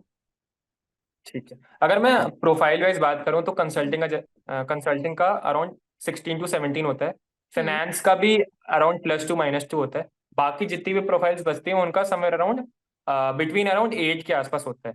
और अगर सबको क्लब करते हैं, पूरा प्लेसमेंट सीजन का एवरेज क्या रहता है, तो that revolve somewhere around 10 to 11 के बीच के अराउंड, विच इज अच्छा। A good amount according to me, around मतलब an even a average student getting placed from SRCC is getting 11 LP a year. ठीक है, तो ये मतलब एवरेज होता है, और मैक्सिमम लोगों का इसी के अराउंड रिवॉल्व करता है, +3 -3 का रेंज होता है। Hmm maximum crowd to get placed in between 8 to 12 lakh of 12 lakh per annum, तो मैक्सिमम का 8 to 12 के बीच में होता है। अब उसमें से कुछ का 8 के बिलो होता है, जो थोड़े डिसेंट होते हैं उनका 12+ हो जाता है। So hmm that's the salary figure of placement या सीरीज। Impressive numbers. मतलब यही है कि अच्छे से पढ़ाई कर लो क्लास 12 में, एक हद तक तो मतलब सिक्योर है। अगर आप अच्छे से अपने एकेडमिक्स पर और थोड़ा सा कम्युनिकेशन स्किल्स इन पे फोकस कर लोगे during those 3 years of college, you are easily going हाँ to get a decent package. And वो हाँ अच्छा हेड स्टार्ट है आपके आगे आने वाले करियर के लिए। हाँ, ट्रू वेरी, मतलब जैसे मैंने 3 इंटर्नशिप की थी, बहुत मेहनत किया था, पूरा सेकंड ईयर इंटर्नशिप में बिजी बिजी रहा था, तो मुझे शायद 12+ मिल गया। जिसने एक इंटर्नशिप की होगी, मतलब बहुत लोगों ने की थी, मेरे फ्रेंड्स ने की थी, उनको अराउंड 10 मिला, विच इज नॉट बैड एक इंटर्नशिप करने के बाद। हम्म और बहुत सारे ऐसे लोग हैं जिन्होंने थर्ड ईयर में आके इंटर्नशिप की, जिनको रियलाइज हो कि यार इंटर्नशिप इंपॉर्टेंट है, जैसे मुझे फर्स्ट ईयर में रियलाइज हो गया था। बहुत सारे लोगों को लेट रियलाइज होगा, जो कि बिल्कुल बुरी बात नहीं है मेरे हिसाब से। मेरे को हम्म जल्दी हो गया है, मेरा बोनस पॉइंट है, उनको लेट हुआ कोई बात नहीं, उनको रियलाइज तो हुआ, तो उन्होंने तब इंटर्नशिप की, और एंड में जाते जाते उन्होंने भी 6-7 लाख का पैकेज उठा लिया। तो आपको हम्म थर्ड ईयर में रियलाइज हो रहा है, आप एंड में आते आते 7 लाख का पैकेज उठा ले रहे हो, बहुत बड़ी बात है। थर्ड ईयर तक आप कहीं थे भी नहीं, और आपके थर्ड ईयर में एंड में आपके पास 7 लाख का पैकेज है, तो हम्म काफी अच्छा है। Right right. तो मतलब आप क्या एडवाइस दोगे किसी ऐसे स्टूडेंट को जो अभी क्लास 12 में और आपका वीडियो देख रहा है ये? आई विल एडवाइज हिम और हर टू बी फर्स्ट, अपने आप पे ट्रस्ट कर लेना। मे बी 100% ट्रस्ट ना हो स्टार्टिंग में, 1% ट्रस्ट कर लेना। हम्म और कोशिश कर लेना कि अगर आपके सामने कोई अच्छा कर रहा है, तो कंपेयर करना, ठीक है, कंपेयर करने से आप खुद को रोक नहीं पाओगे, बट कंपेयर करने के साथ साथ ये भी रियलाइज करना कि यार उसके पास ज्यादा चीजें थी पहले से, जो कि आपके पास नहीं थी। ठीक है, हम्म तो उसका इनपुट जो कि शायद 100% था, आपका सिर्फ वो 20% था। ठीक है, उसके हम्म पास बहुत सारी चीजें पहले से थी, वो आपके पास नहीं थी, तो ये भी कंपेयर करने के साथ साथ ये भी सोचना। और हारना मत कभी, उनको ये ऐसा देखकर कि यार वो मेरे से इतना आगे है, मैं तो कभी पकड़ ही नहीं पाऊंगा। अगर अगर मैं क्रिकेटिंग टर्म्स में बोलूं, अगर विराट कोहली अपने करियर के स्टार्टिंग में देखता है सचिन तेंदुलकर ऑलरेडी इतना ज्यादा रन बना चुका है, तो हम्म वो कभी वहां तक नहीं पहुंच पाता। उसने स्टार्ट किया कि करते हैं, क्या पता पहुंच गए तो अच्छी बात है, राइट, हम्म जो कि पहुंचने वाला है वो। तो राइट। आप ये मत देखना कि वो ऑलरेडी इतना आगे निकल चुका है, यार आपके पास भी बहुत टाइम है। ठीक है, आप भी पहुंच जाओगे वहां तक, चलना स्टार्ट तो करो। अगर मंजिल तक पहुंचना है तो चलना तो पड़ेगा ना, आप तो खड़े होके सोच रहे हो अभी। एक बार एक कदम रखो, आपको दूसरा कदम अपने आप मिलेगा, आप ही ढूंढ के निकालोगे, no one else will come and tell you कि सेकंड स्टेप ये है। यू ओनली विल फाइंड यार सेकंड ये, थर्ड ये, फिर एक टाइम बाद आप दौड़ने लगोगे। So hmm that's the thing here. हम्म तो मतलब आप बिल्कुल रेकमेंड करोगे कि इतनी मेहनत करो कि SRCC मिल जाए क्लास 12 में? हाँ हाँ, मेहनत करो, बहुत ज्यादा इंपॉर्टेंट है। अगर देखो, सबको पता है SRCC अच्छा कॉलेज है, मैं इस कॉलेज से हूँ इसलिए मैं नहीं बोल रहा, सबको पता है, राइट। और हम्म अच्छे कॉलेज में आओगे तो अपॉर्चुनिटीज भी उतनी ज्यादा मिलेंगी जितनी बाकी कॉलेज में शायद नहीं है। तो हम्म अगर ज्यादा अपॉर्चुनिटीज चाहिए, स्टार्टिंग से आप चाहते हो आपका करियर एकदम स्ट्रीमलाइन या फिर बाकियों से अच्छा दिखे, तो हम्म मेहनत तो करनी पड़ेगी, राइट। अगर बाकियों से आगे निकलना है तो you have to work hard, जो कि करोगे तभी एसआरसीसी में होगे। फिर एसआरसीसी में आने के बाद चलो ठीक है, मेहनत तब भी करनी पड़ेगी, लेकिन शायद उतनी ना करनी पड़े जितनी कोई और कॉलेज का बच्चा कर रहा हो। तो दूसरे कॉलेज में जाने से के बाद गिल्ट करना कि यार 2 घंटे ज्यादा पढ़ लिया होता तो शायद एसआरसीसी मिल गया होता, वो गिल्ट मत करो। मत मतलब वो गिल्ट ना करने के बजाय 12th में हो अभी पढ़ लो, ताकि जब एसआरसीसी आओ तो उस 2 घंटे की मेहनत से खुश हो आप कि यार अच्छा वो 2 घंटे पढ़ाई कर ली थी। शायद उस 2 घंटे, जैसे मैं खुश होता हूँ यार, शायद मैंने वो जो 2 मिनट का जो था ना कि 2 मिनट भी लेट नहीं होना है ट्यूशन में, तो हाँ। वो जो माइंडसेट था शायद उसकी वजह से शायद मैं एसआरसीसी आ गया। तो वही जब आप सोच के खुश भी होगे तो आपको अपने ऊपर प्राउड भी होगा। तो या एब्सोल्युटली, एब्सोल्युटली। थोड़ा सा अब बात करते हैं कंसल्टिंग प्रोफाइल के बारे में। So Ayush, just to set the context again, कोई भूल गया होगा यहाँ तक देखते देखते। So Ayush is working in a political consulting firm. तो सबसे पहले ये बताइए, पॉलिटिकल कंसल्टिंग फर्म होती क्या है और क्या काम करती है ये? sure. So I'll tell you in brief. So the political consulting has emerged in India in 2013, 12 to 13, इसी के अराउंड इमर्ज हुआ था। फिर वहां से धीरे धीरे ग्रो करना चालू हुआ। Some of the firms which work in political consulting domains are IPAC, Nation with Namo, एक दो और फर्म्स हैं। So मैं नेशन विथ नमो का पार्ट हूँ, चलो ये भी बता देता हूँ। So I am currently working in nation with NaMo only. ठीक है, अब पॉलिटिकल कंसल्टिंग फर्म्स करती क्या है? Their major aim to is to work on elections. Elections होते हैं, डिफरेंट इलेक्शंस होते हैं इंडिया में। 2 टाइप के इलेक्शंस होते हैं। एक विधानसभा इलेक्शंस होते हैं जो कि हर स्टेट में होते हैं, there are 29 Vidhan Sabha elections in India. और एक लोकसभा इलेक्शन होता है जो कि होल इंडिया का, इंडिया एज अ होल होता है। तो विधानसभा इलेक्शन से आप चीफ मिनिस्टर चूज करते हो, लोकसभा इलेक्शन से आपके पास प्राइम मिनिस्टर आता है। तो ये 2 इलेक्शंस होते हैं। फिर हम मेजरली इलेक्शन पे काम करते हैं। इलेक्शंस में क्या होता है, कैंपेनिंग कैसी होगी, इलेक्शंस का होल प्रोसेस क्या होगा, पास्ट ट्रेंड्स को एनालाइज करना है। इसमें आपके जैसे कंसल्टिंग में वी नो कि यू वर्क फॉर क्लाइंट्स, तो यहाँ पे आपका client is political parties which is BJP, Congress, it can be BSP, आप, एसपी और any other political party which is currently working in India. ठीक है, कोई भी हो सकता है आपका क्लाइंट। सो आपको अपने क्लाइंट के लिए, अगर आपके पास आपका कोई क्लाइंट है, लेट्स से हमारे पास बीजेपी है, तो हमें अब बीजेपी को इलेक्शंस में हेल्प करनी है। ठीक है, और हमारा फाइनल एम ये नहीं है कि यार बीजेपी जीत ही जाए, बट ठीक है वी वर्क फॉर दैट कि यार हम बेस्ट चीज चाहते हैं अपने क्लाइंट के लिए। तो वी वर्क होल हार्टेडली कि हम कैसे बेस्ट स्ट्रैटेजी बीजेपी को दे पाए ताकि वो आगे जाके उसको हेल्प करे टू विन द इलेक्शन। तो ये मेन एम रहता है। फिर इसमें बहुत लंबा प्रोसेस होता है। यू एनालाइज पास्ट ट्रेंड्स की, उस अगर किसी स्टेट में हो रहा है तो पहले क्या रहा है, पहले वोटर सेंटिमेंट क्या है, what are the needs of the people who is currently living in MP, पहले क्या हो चुका है, जो लीडर्स रह चुके हैं उनका कितना इम्पैक्ट रहा है, क्या कोई ऐसा लीडर है जो दूसरे स्टेट में है लेकिन ज्यादा इन्फ्लुएंशियल है, क्योंकि मतलब पॉलिटिक इंडिया पूरे दुनिया की सबसे बड़ी डेमोक्रेसी होल्ड करता है, राइट। सो इसलिए सबसे बड़ा इलेक्शन भी यही होता है। तो उस पे काम करना एक अलग ही प्राउड फीलिंग आपको आती है कि you're working on elections of India, जो कि बहुत बड़ी बात है अपने में। मतलब बहुत बड़ी चीज है टू बी ऑनेस्ट। अगर मैं इसको जितनी बार बोलूं उतनी कम है, क्योंकि आप पूरा डिफाइन कर रहे हो शायद कि आगे कौन रूल करेगा for the next 5 years, for the coming 5 years, right. तो वो सारी चीजें डिजाइन करना, कितना क्रिएटिवली आप सोच पा रहे हो कि यार क्या कुछ मैं out of the box add कर पा रहा हूँ। ये तो सारे कंसल्टिंग प्रोफाइल्स में होता है वैसे, चाहे पॉलिटिकल हो चाहे मैनेजमेंट हो। क्या कुछ आप अपना टच दे पा रहे हो उस स्ट्रैटेजी में, जो कि पहले आज तक नहीं हुआ लेकिन आगे शायद हो जाए, तो वो एक ट्रेंड बन जाए कि ये हुआ था तो अब लोग उसको फॉलो करेंगे। क्योंकि जो आप अभी कर रहे हो वो शायद किसी ने लाया होगा, वो पहली बार कभी आया होगा, कब आया होगा, राइट। तो क्या कुछ आप ऐसा ला पा रहे हो जो आगे लोग फॉलो करेंगे, तो ये एक अलग एस्पेक्ट होता है। फिर the best thing about consulting या फिर पॉलिटिकल कंसल्टिंग इज कि आपको दिमाग से सोचना है। आपको कुछ ऐसा सामने से, जैसे फाइनेंस में आपके पास नॉलेज होनी चाहिए तो आप काम कर पाओगे, बट कंसल्टिंग में आपको डीपली इंसाइटफुल और एकदम दिमाग से सोचना है कि कैसे पहले क्या हुआ है, और लॉजिकली आपको कॉन्टेक्स्ट बिल्ड करना है कि आगे क्या क्या हो सकता है। तो उस बेसिस पे काम करना, it's a very interesting job to be honest. So yeah तो मतलब you have started maybe as the fresher consultant, तो obviously you will be working या with जिनके पास काफी एक्सपीरियंस होगा, राइट, एंड काफी सीखने को मिलेगा आपको इस पर्टिकुलर प्रोफाइल में।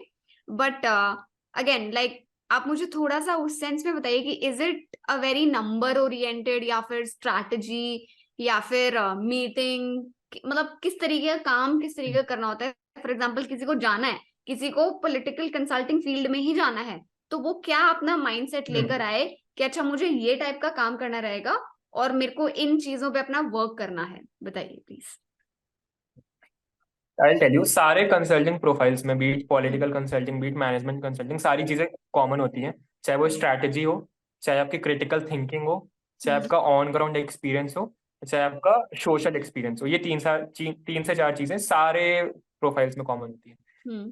पॉलिटिकल कंसल्टिंग में एक चीज को थोड़ी ज्यादा प्रेफरेंस दी जाती है, which is on ground work, क्योंकि इलेक्शन इज समथिंग जो कि ग्राउंड पे हो रहा है, लोग उसमें इन्वॉल्व हैं, पॉलिटिकल लीडर्स इन्वॉल्व हैं, और मैक्सिमम एक्टिविटीज जो हो रही है वो ग्राउंड पे हो रही है, राइट। सो आपको फील्ड का नॉलेज थोड़ा ज्यादा होना चाहिए। आपको ह्यूमन सेंटिमेंट, क्योंकि आप फील्ड पे काम करो तो आपको ह्यूमन सेंटिमेंट के बारे में अपने आप पता चल जाएगा, राइट। तो बस पॉलिटिकल कंसल्टिंग में ये एक एस्पेक्ट की वैल्यू थोड़ी ज्यादा होती है। आपको थोड़ा ज्यादा ऑन ग्राउंड नॉलेज होना चाहिए। Apart from it, it's completely same. Numbers oriented होना चाहिए। आप थोड़े, आपको नंबर्स से आप अगर देख के घबरा जा रहे हो, क्योंकि बहुत ज्यादा डेटा सेंट्रिक जॉब है।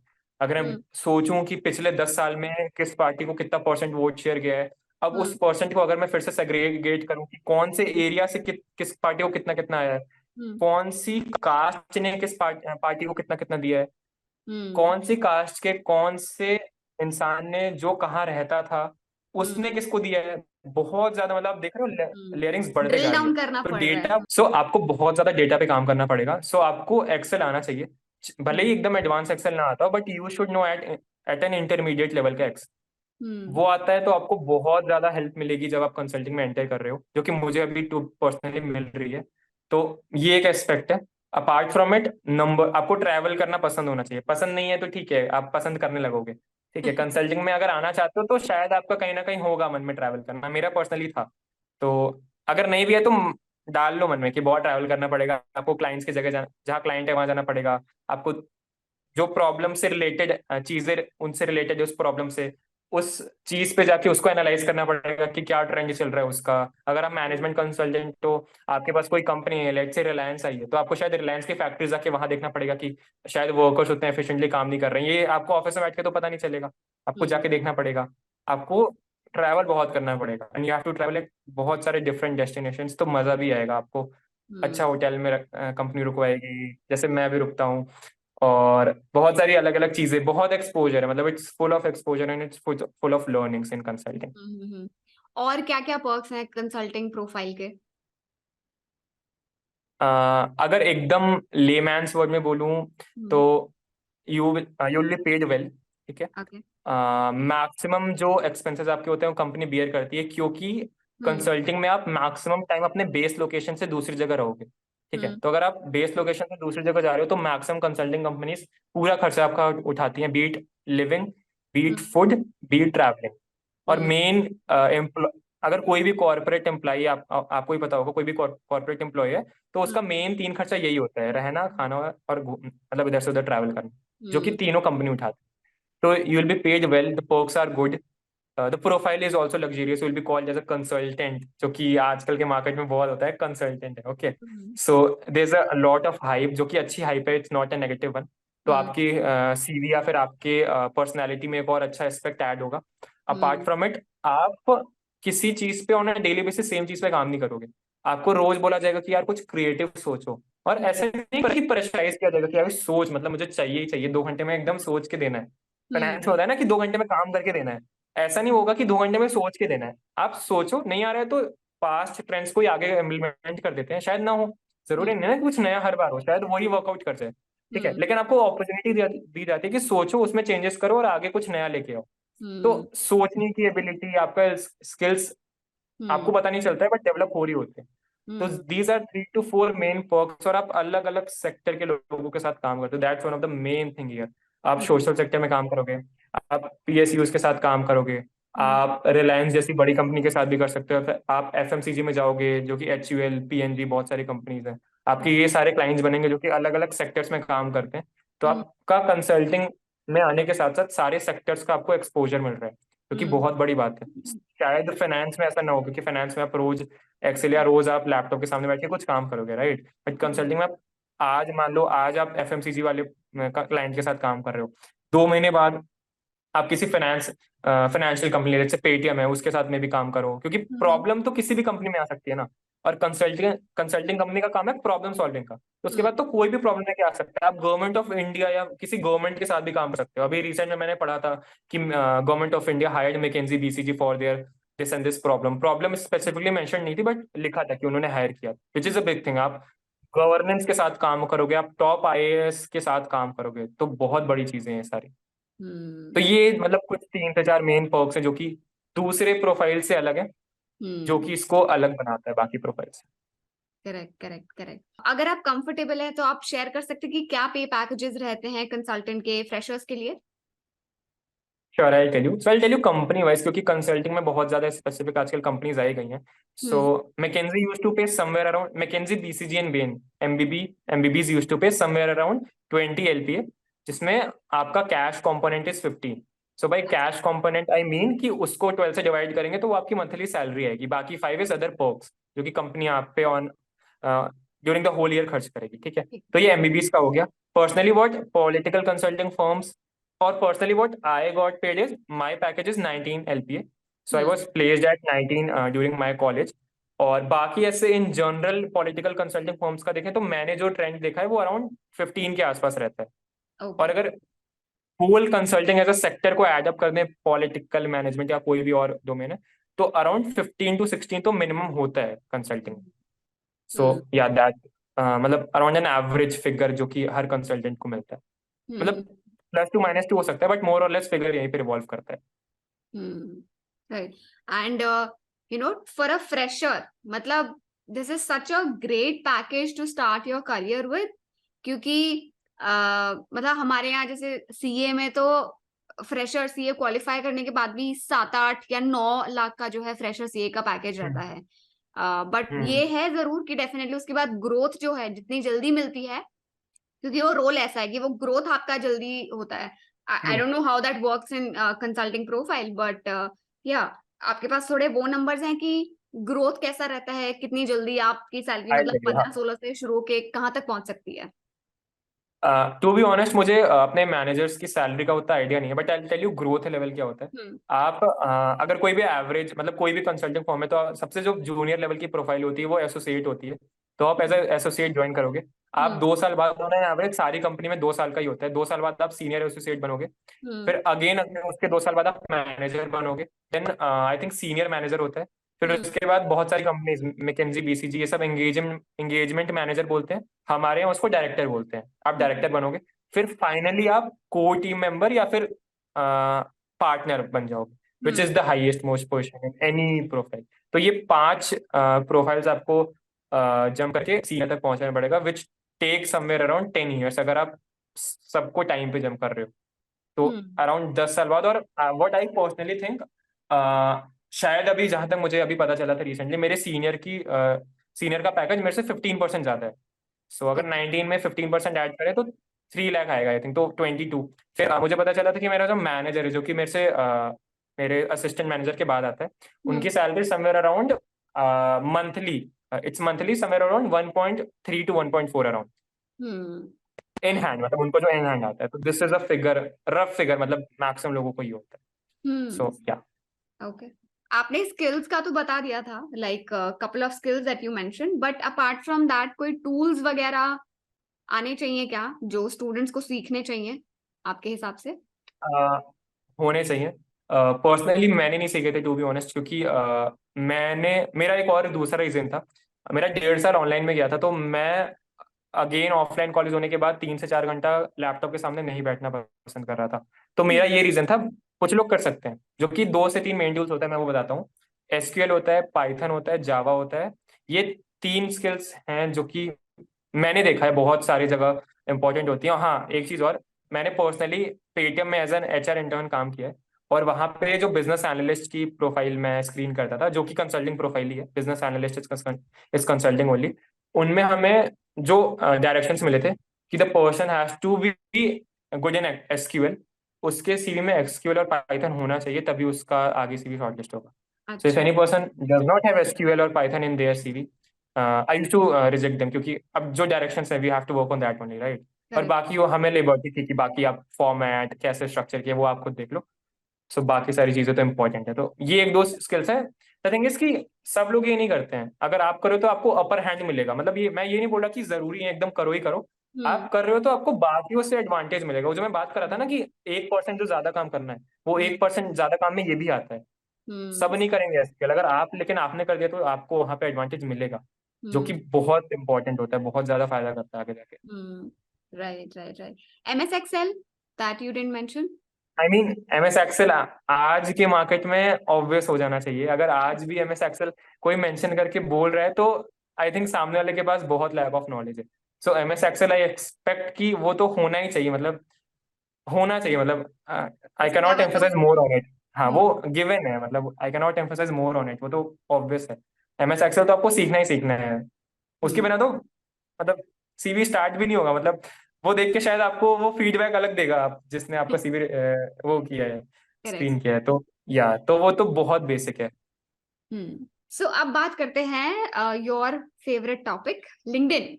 राइट, लिंक्डइन पर Ayush is top leadership voice and is having a followership of 41,000 people, which means 41,000 लोग ऐसे हैं जो आयुष को जानते हैं। उन्होंने आयुष का कंटेंट देखा है, पढ़ा है, एंगेज करा है, कनेक्ट करा है आयुष के साथ।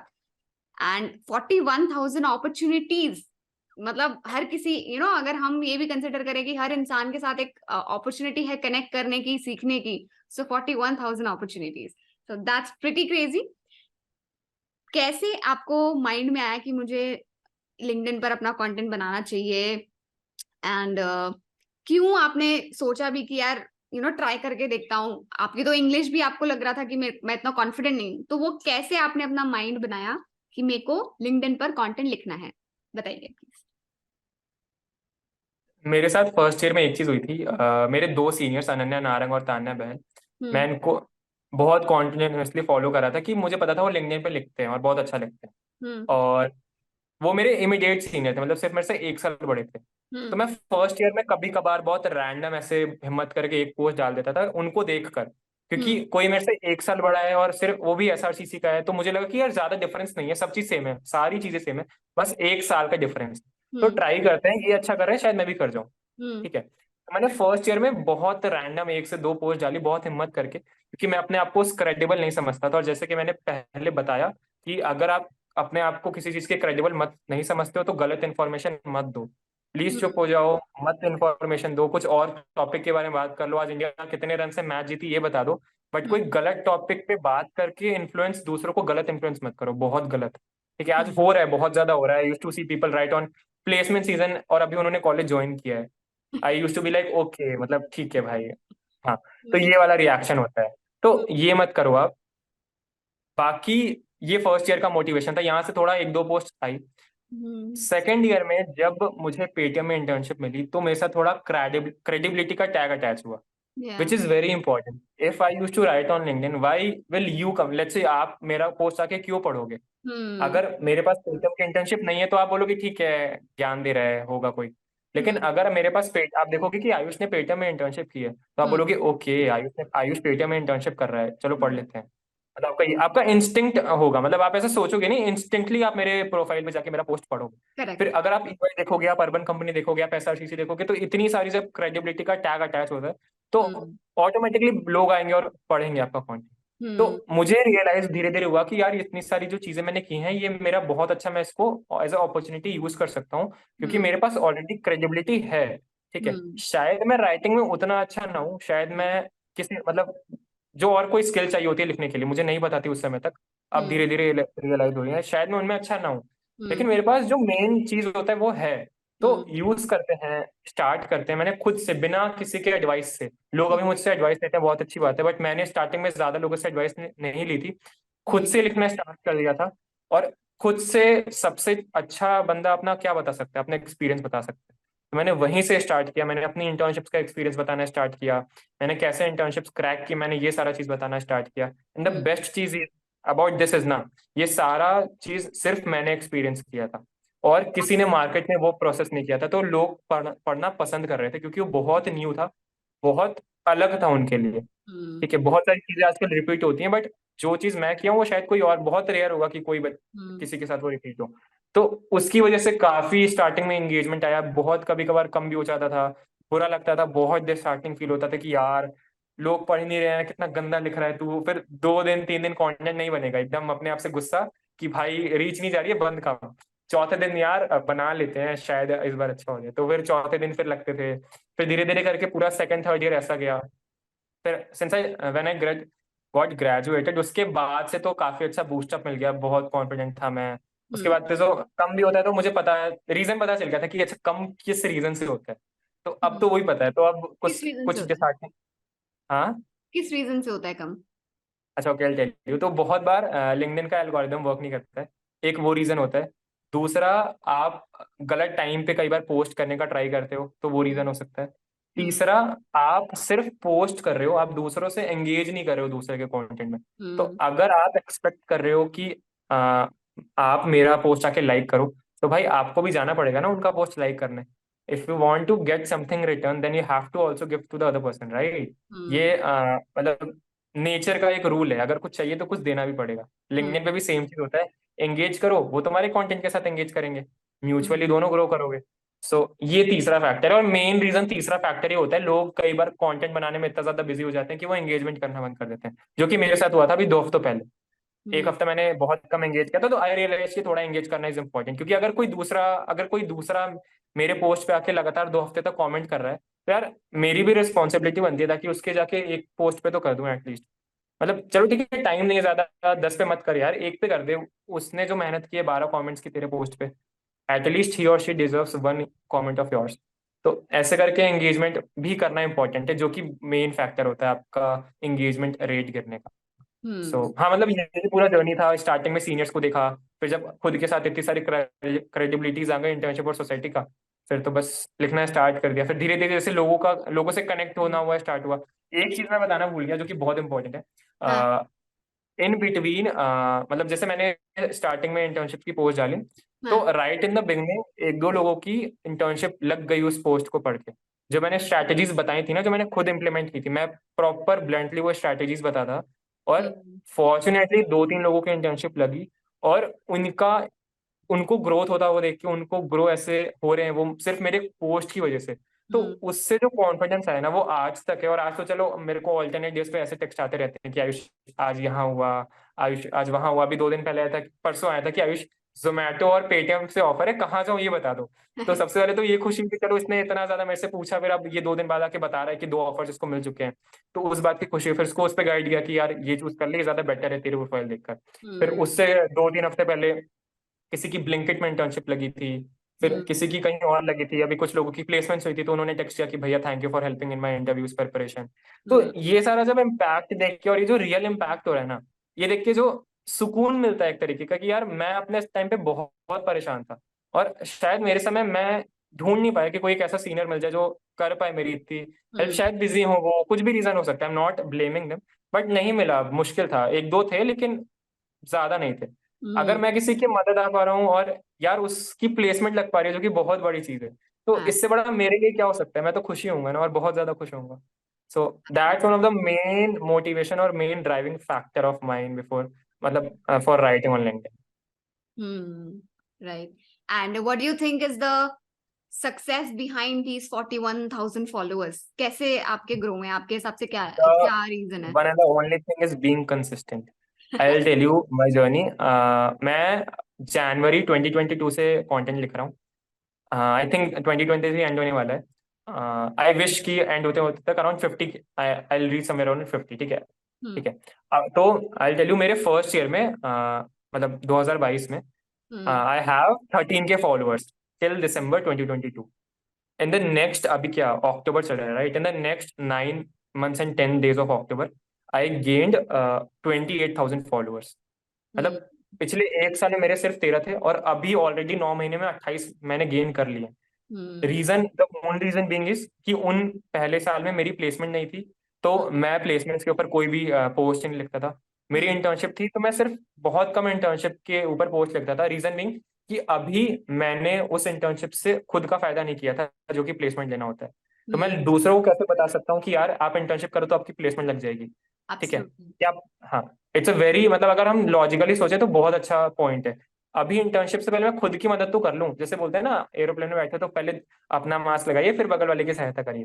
तो हम्म, मैं मेरे पास मास्क था इंटर्नशिप का, पहले मैं अपना हेल्प खुद की मदद कर लूं फिर दूसरे को बताऊंगा।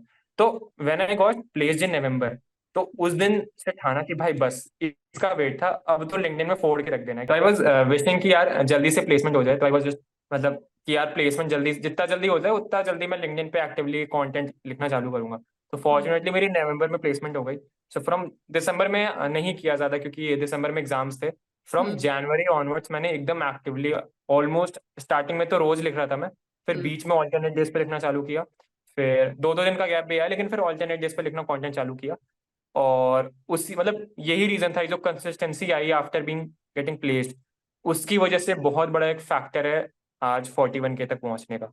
और फिर ये बीच में रियलाइज हुआ कि यार स्टार्टिंग से अगर मैं कंसिस्टेंट स्टार्टिंग से ही होता शायद इंटर्नशिप की बात ना करता, सोसाइटी की बात कर लेता, क्योंकि अच्छी पोस्ट थी मेरे पास सोसाइटी में, राइट। शायद हम्म, उसकी बात कर लेता तो शायद स्टार्टिंग से इतनी अच्छी एंगेजमेंट आके और अच्छा ग्रोथ स्टार्टिंग से हो सकता था। लेकिन वो हम्म, लेट रियलाइज किया, चलो एटलीस्ट रियलाइज किया, फिर वो उसको इम्प्लीमेंट करके बस आई एम स्टिल मतलब going. Hmm. No I that's very impressive. मैं वही बोल रही थी ना, बार बार उसी चीज वही चीज मेरे दिमाग में आती है। एकेडमिक्स मतलब आपकी कॉलेज की पढ़ाई है, फिर आपके कॉलेज की सोसाइटीज हैं, फिर इंटर्नशिप्स हैं, फिर अपना लिंक्डइन है, एंड देन वो जद्दोजहद है कि भाई चलो प्लेसमेंट है, उसके लिए अलग से रिज्यूमे प्रिपेयर हाँ, करना है, अपने केसेस प्रिपेयर करने हैं ताकि कंसल्टिंग में जॉब लगे। मतलब सो बहुत ज्यादा हेक्टिक, मतलब मैं सोच भी नहीं सकता सेकंड ईयर अपना, मतलब अगर इफ समवन कम एंड से टू मी कि यार सेकंड ईयर फिर से जी रहे हैं चला जा, मैं शायद मना कर दूं टू बी ऑनेस्ट। बहुत ज्यादा थर्ड ईयर का स्टार्टिंग तक, मतलब सेकंड ईयर का स्टार्टिंग से लेकर थर्ड ईयर के मिड तक, it was really really tough. मतलब I cannot even express it in words. मतलब आई वुड से कई बार मुझे ऐसा लग रहा था कि मैं शायद मैं डिप्रेशन में भी हूँ, क्योंकि इतना ज्यादा ओवर थिंक भी होता था ना, जितनी ज्यादा चीजें उतना ज्यादा आप ओवर थिंक करोगे, क्योंकि आपको एक डर रहता है कि यार आप इतनी सारी चीजें कर रहे हो, अगर इन 10 में से 5 मतलब क्या पता कुछ वर्कआउट ना करे, सबसे पहले आता आपको ये डर होता है। तो फिर वो जो ओवर थिंकिंग का लेवल होता है ना वो बहुत गंदा होता है। तो उससे भी मैं गुजरा हूँ, बहुत ज्यादा ओवर थिंक किया है, तो बुरा लगता था। रात रात तक कई बार नींद नहीं आती थी, क्योंकि द थिंग इज कि यार सबकी प्लेसमेंट लग रही थी, वो एक अलग उस समय था लाइफ में। तो वो देख के और लगता था चलो ठीक है उनके लिए अच्छा है, बट आप वेट करते थे कि यार मेरा दिन कब आएगा, मेरा दिन कब आएगा, you eagerly wait for that day कि यार जल्दी से आ जाए। तो आपके लिए उस आपके आप उस दिन के लिए कुछ भी करते हो, रैंडम थॉट सोचते हो। कई बार मुझे ये दिमाग में आता था कि यार इतनी अच्छी इंटर्नशिप करने के बाद अगर प्लेसमेंट लगी ही नहीं मई तक, तब क्या करेगा। मतलब टू बी ऑनेस्ट ऐसा नहीं सोचना चाहिए था, बट जब तक नहीं लगती है यार यू वो थिंक अ रहता है। लॉट, और आप रैंडम और बहुत बेकार स्टेप्स सोचते हो। तो करेक्ट। ठीक है, मतलब ये फेज भी आया था, तो वो 1.5 साल जो बीच के थे बहुत ज्यादा टफ थे, बहुत ज्यादा, it was really really tough. But C, all's well that ends well. So finally you are very in a true, good very right. place. You are, getting to do a job that you absolutely love. Package भी अच्छा है and growth भी अच्छी है, सो सब चीजें set हो जाती हैं eventually, right? Yeah very true, मतलब मुझे याद है फर्स्ट ईयर के एंड में I I was standing in front of the mirror, और I was just talking to myself, मैंने और शायद मैं I was talking to God. I was saying कि सेकंड फर्स्ट ईयर खत्म हो गया, सेकंड ईयर तक के मिड या एंड तक 3 इंटर्नशिप कर लूँ भगवान जी, इस प्रोफाइल इंटर्नशिप हो जाए, फिर एकदम स्टार्टिंग से ही इंटरव्यू की प्रेप पे लग जाऊंगा, और पहले 3 से 4 महीने में ना प्लेसमेंट ले लूंगा, फिर 6 सेमेस्टर फुल मस्ती करूंगा। मतलब मतलब ये जेनवनली हुआ था मेरे मतलब स्टिल मुझे याद है, मैं पीजी में था उस समय, मिरर के सामने खड़े होकर मैंने ये अपना 2 ईयर का ऐसे रैंडम चीज सोची थी। मुझे नहीं पता था उस समय हो जाएगी, और ना मैंने उसको सोच के काम किया आगे, जस्ट ऐसे ही रैंडम था। बट जब हुआ, जब 6 सेमेस्टर में इतनी मस्ती की, तो एक दिन रियलाइज हुआ कि यार वो दिन जब मिरर के सामने खड़े होके इतनी सारी चीजें मांगी थी, और जिस टाइम पे मांगी थी, शायद 10-15 दिन 1 महीने का डिफरेंस है, बट उस टाइम पे वो मिल गई। तो बहुत ज्यादा मतलब खुशी हुई कि यार उतना जो सोचा था, शायद जो बोलते हैं ना कि यू नेवर नो कब भगवान आपके साथ हैं और कब आप सोच रहे हो, तो जितना पॉजिटिव वाइब्स और पॉजिटिव थॉट्स थ्रो करोगे नेचर में, उतना पॉजिटिव रिटर्न भी आता है। तो आई थिंक मुझे लगा कि यही हुआ है शायद उस समय। राइट। सो बहुत ओवरवेलमिंग और बहुत ही interesting, so much to cover like in this entire podcast बहुत बहुत ज्यादा आई थिंक हमने डिस्कस कर लिया है, and I am pretty sure जो भी देखेगा उसको बहुत ज्यादा इंसाइट्स मिलने वाली हैं. Any student who is in class 11 12 या फिर कोई फर्स्ट ईयर में भी है अपने कॉलेज के, चाहे वो उसको एसआरसीसी नहीं मिला बट उसे पता चल जाएगा कि यार मुझे किस डायरेक्शन में वर्क करना है अगर मुझे एक पर्टिकुलर लाइन ऑफ करियर में जाना है या फिर एक पर्टिकुलर डोमेन में जाना है. So I am definitely sure. This brings us to the end of the podcast, but before we end मेरे पास है curious candidates. This is a rapid fire round and इसमें I'm gonna quickly ask you a few questions and you have to quickly answer them. Tell me a person who has influenced your life the most. My elder brother Lalit. And which is very obvious because he has helped you in your career in understanding. I mean, not only helped, I would say, Hmm. he sacrificed a lot. So right after his graduation, he started working. जबकि वो Hmm. Post graduation के लिए जा सकता था. So Hmm. just because he wanted my graduation to happen smoothly, he started working to eliminate that finance or any other barrier which I could face in my graduation. तो just to eliminate that and just to make sure कि आयुष का graduation smoothly होना चाहिए, सारी अच्छी facilities, अच्छा college तो है, बाकी सारी अच्छी चीजें उसके पास होनी चाहिए जो जो कि उसने फेस की, वो मैं ना फेस कर पाऊँ. तो he started working right after his graduation, जबकि वो पोस्ट ग्रेजुएशन कर सकता था. तो सेक्रीफाइसिंग हिज करियर और फिर ऐसे करना, तो आई मीन मतलब आई मीन स्पीचलेस. मतलब वाई मतलब ठीक है, बहुत बड़ी बात है for me. It's I mean speechless only. I can not add more to it. You're really lucky to have such a great brother. I mean lucky is मतलब undermine करेगा इस पूरे सिचुएशन को, इसलिए मैं बोलता ही नहीं. I am just speechless and I just thank God कि थैंक यू सो मच. शायद मैंने कुछ बहुत अच्छा किया होगा तो Right. आपने ऐसा किया, नहीं तो थैंक यू सो मच. मतलब ऐसा नहीं होता है मैक्सिमम केसेस में, मेरे साथ हो रहा है तो thank you so much. Just मतलब सिर्फ थैंक यू बोल सकता हूँ. That's what I can do, right. The best piece of career advice that you have received. Trust yourself. Coffee or tea? Tea. Okay. Chai lover. I am a chai lover to be honest. I used to get मतलब tea stall पे सुलामा T है दिल्ली में, मैं रोज वहाँ शाम को 7 बजे पहुंच जाता था. अच्छा. Okay. A hobby you wish you हाँ. had more time for. Reading. Oh, okay. Just asking, do you read often? Do you read now? No I मतलब मैं बहुत आई रियली विश कि मेरे अंदर एक ये हॉबी होती, बट आई मतलब ज्यादा मैं रीड नहीं करता हूँ. Even today I don't use to read a lot. So that one of the thing which I am working on. शायद एक टाइम के बाद हो जाए, but I am still working on it. Definitely हो जाएगा. I mean, the way you manage your entire routine, be it work, be it college studies, I think you'll manage it someday for sure. Yeah. Right. So thank you so much, Ayush, for doing this, for taking out time. I think this is one of the longest podcasts I have done, to be honest. And starting में बस ये सोच रहा था कि बस ये किसी तरीके से शुरू हो जाए और फिर तो I think we both were like कि जितना time लग रहा है, let's do it. So thank you so much. I found it really insightful, and having 9 to 10 years of experience, I really wish if I was this young Pooja who is like 18 years old or 19 years old, उसे अगर ये सब advice पता चली होती तो वो अपने करियर में और क्या क्या नहीं कर सकती. And okay, that cannot happen, but I'm so happy that whosoever is in this age group 18 19 16 17, they will totally find this podcast very very useful, very very insightful.